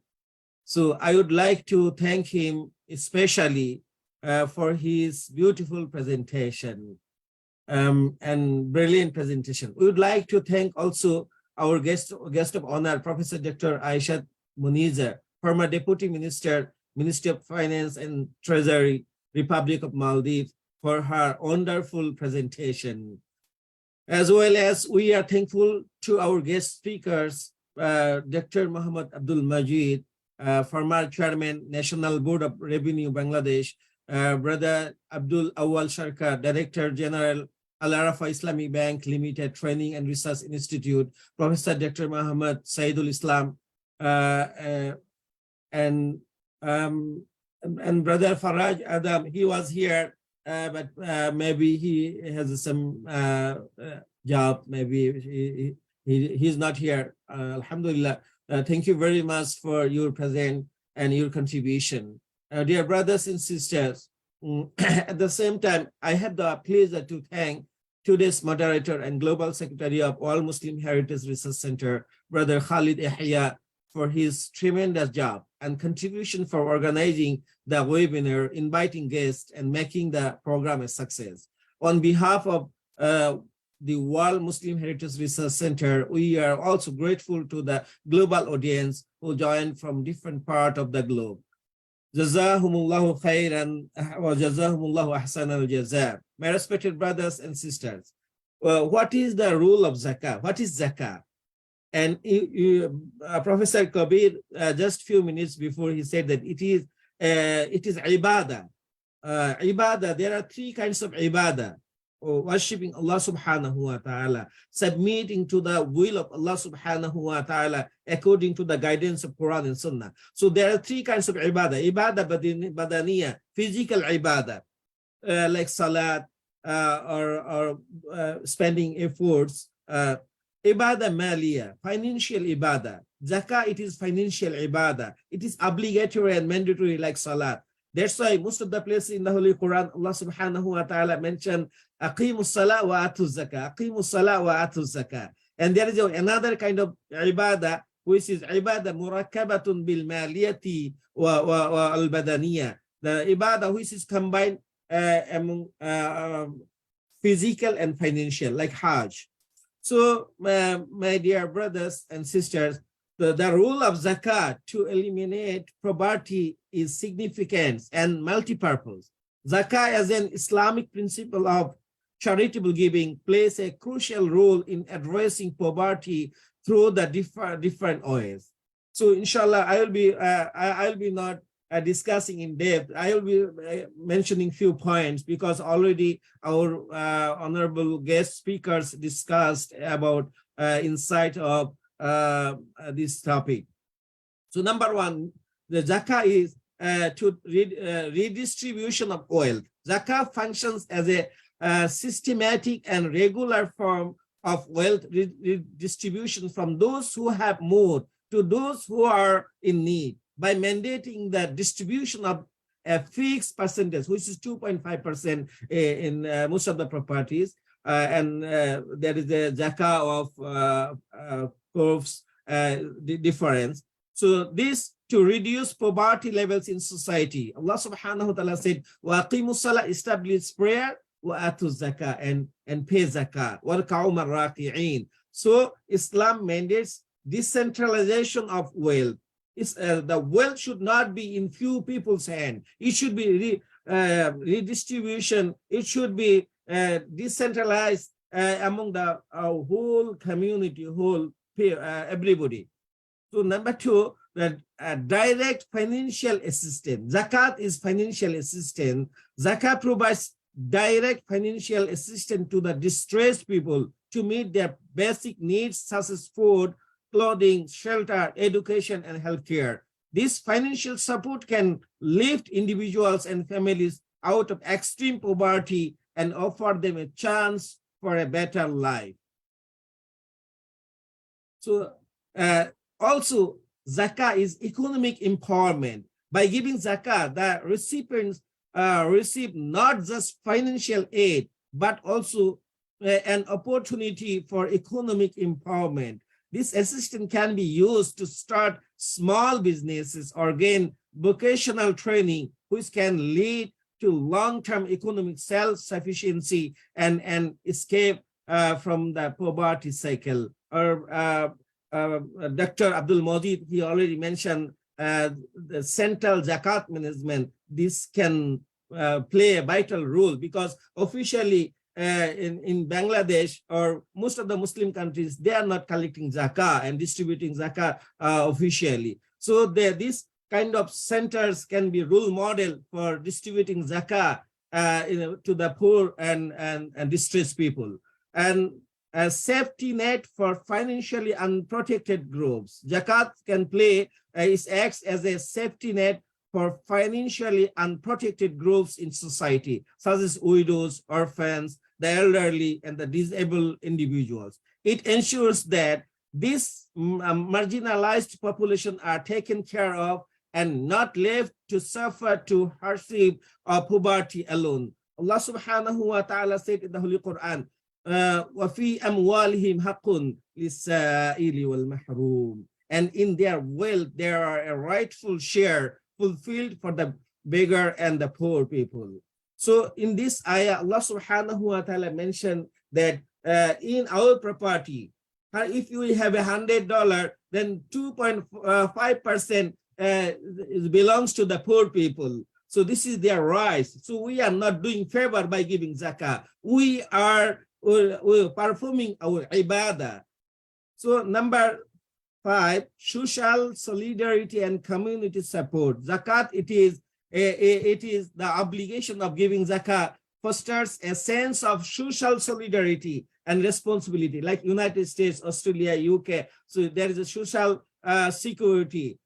Social security provides their social benefits. Here, zakat, it will be like social solidarity and community support to collectively to tackle poverty as a community. Also, zakat preventing extreme financial gap. Zakat helps prevent extreme variation in wealth distribution, which can contribute to social unrest and instability. By promoting a fair distribution of resources, zakat contributes to a more balanced and stable society. Allah subhanahu wa ta'ala said in verse chapter number 59, verse number 7, كَيْ لَا يَكُونَ دُولَةً بَيْنَ الْأَغْنِيَاءِ مِنْكُمْ, so that wealth may not merely circulate among you rich people only. So my dear audience, also zakat promoting social justice. The concept of zakah is rooted in the principles of social justice and compassion. It serves as a reminder to individuals about their responsibility towards those less fortunate and help create a more just and equitable society, which is the ultimate goal of SDC, okay, Sustainable Development Goals in the United Nations. So this balance, how it is balanced. So zakah, Islamic economic system, it is balanced economic system between capitalism and communism. So capitalism absolutely giving liberty and ownership of wealth. So I have money, so I can do whatever I want. I can destroy my wealth. So this is the capitalism. And communism is a denying individual ownership. Everything belongs to state. So I have no rights about my properties or wealth. But Islam is balanced way of life. Islam recognizes individual ownership, but it should be within limit. It should be within limit with some restriction. So if I am paying zakat, so I can, this money is halal, and I cannot destroy my money. I cannot expend my money without necessary. So unnecessarily we cannot expend. So there are some restrictions in Islamic financial system. And finally, zakah, it is sustainable poverty elevation. Zakat is not a one-time donation. So this is not that, okay, today this year I have given and next year I will not do. No, this is the continuous process, but rather a recurring obligation. Its regular collection and distribution ensure ongoing effort to alleviate poverty and promote sustainable development during the so we can see the example at the time rule of Umar radiallahu ta'ala anhu. Umar radiallahu ta'ala, there was no one facing challenges of poverty during his rule. And Umar ibn Abdul Aziz, no one was found to receive zakat money. And Umar radiallahu ta'ala beautifully, he said that if any dog used to die in the bank of Furat, I, Umar, will be responsible to Almighty Allah subhanahu wa ta'ala. So my dear brothers and sisters, it may be noted that zakah alone may not entirely eliminate poverty on a global scale. It undoubtedly serves as a powerful tool in the fight against poverty and contributes to creating a more equitable and compassionate society. Its impact will amplify when combined with other poverty alleviation initiatives and efforts. We should know that addressing the eliminating of poverty requires a long-term commitment. It requires collective efforts, empathy, and understanding. By working together, we can create a Zakat-based Islamic economy to establish more just and equitable society. So this is our goal. World Muslim Heritage Research Center is trying to create consciousness about Zakat. Our brother Professor Kabir Hassan and brother Abdul Awal Sarker and also Dr. Abdul Mazid mentioned here that we need to create social awareness about Zakat. Our shuyukh, our scholars, our writers, our intellectuals, they should discuss frequently about Zakat. What is the importance of Zakat? What is the consequence of not paying Zakat? These things, so that people should pay. If everybody paying Zakat according to the guide of Quran and Sunnah, no one will be poor and everybody will be free from poverty. We can see the society like established by Umar ibn Abdul Aziz radiallahu ta'ala anhu. This is our hope, our expectation. May Allah subhanahu wa ta'ala accept our contribution. May Allah subhanahu wa ta'ala give more efforts, more strength to spend for establishing Zakat-based Islamic society globally. This is a few words. And once again, I would like to extend my profound gratitude to all speakers, especially keynote speaker, Professor Dr. Kabir Hassan, and our guest of honor, Dr. Aisha, and also our guest speaker, Dr. Abdul Majid, and brother Dr. Abdul Awal Sarker, and all discussant. Thank you very much. Jazakumullahu khairan for your contribution. May Allah reward all of you, and may Allah subhanahu wa ta'ala give you more strength to spread the divine message towards every household of the globe. أقول قولي هذا واستغفر الله لي ولكم ولسائر المسلمين واستغفر إنه الغفور الرحيم. والسلام عليكم ورحمة الله تعالى وبركاته. Thank you very much, Professor Dr. Mohammad Ruhul Amin, for his very nice deliberation. So if we make a short summary of today's discussion, we can say that Zakat requires the wealthy people to give, not the charity to the poor, and that the Zakat was defined in the verses of Quran and Hadith 1500 years ago and lead the way for the application of income redistribution nowadays looks such meaningful in the current world. Though Zakat, governments are able to transfer incomes to the poor as a means of enabling them achieve the minimum standard of living required. With regards to who benefits from the Zakat, an objective and fair criterion was used to determine who benefits from the Zakat, contrary to the notion that it was based on people's own choices. Since Zakat is obligatory, the transfers do not get forwarded directly, but via the government and get distributed, which requires vast governmental organizations that a number of speakers today mentioned rightly. Though the application of Zakat, reduced levels of poverty can be achieved, which also ensured the fair income redistribution. Zakat is one of the financial resources for an Islamic society and country to improve their economy, especially those who are in bottom line. An effective Zakat management in terms of collection and distribution will create a prosperous life for the Zakat recipient. Zakat further can produce a certain amount from a specific wealth for the benefit of those who are entitled to receive it as is stipulated by Allah subhanahu wa ta'ala. The primary purpose of Zakat is to redistribute wealth of the society among the poor. Zakat payers transfer their excess income or wealth to Zakat recipients, which indirectly promotes the higher propensity to consume of Zakat recipient. For the Zakat payer side, for example, they reduce the consumption and turn into savings or investment activities. However, finally, it also creates real economy through the investment projects financing or credit investment. At the same time, Zakat creates a balanced growth cycle. So the summary from the speakers, what the speakers mentioned today, if we can show that the beauty of Islam, and it is a mandatory as a Muslims to the whole society, and also if you can show the real example from our side to the whole world, then definitely it will be institutionalized and the beauty of Islam will be shown to the whole community and the whole world. So with the notion that, of course, if we can take initiative properly, and if we can show our sides, the essence, the beauty of Islam, for example, the Zakat, then hopefully it will be established one day, and the poverty from the world will be reduced in one day. With that notion, I would like to give thanks to everyone. And with that remarks, I would like to conclude our today's session by thanking every one of our speakers and the audience. Thank you very much. Wassalamu alaikum wa rahmatullah. Alaikum assalam wa rahmatullah.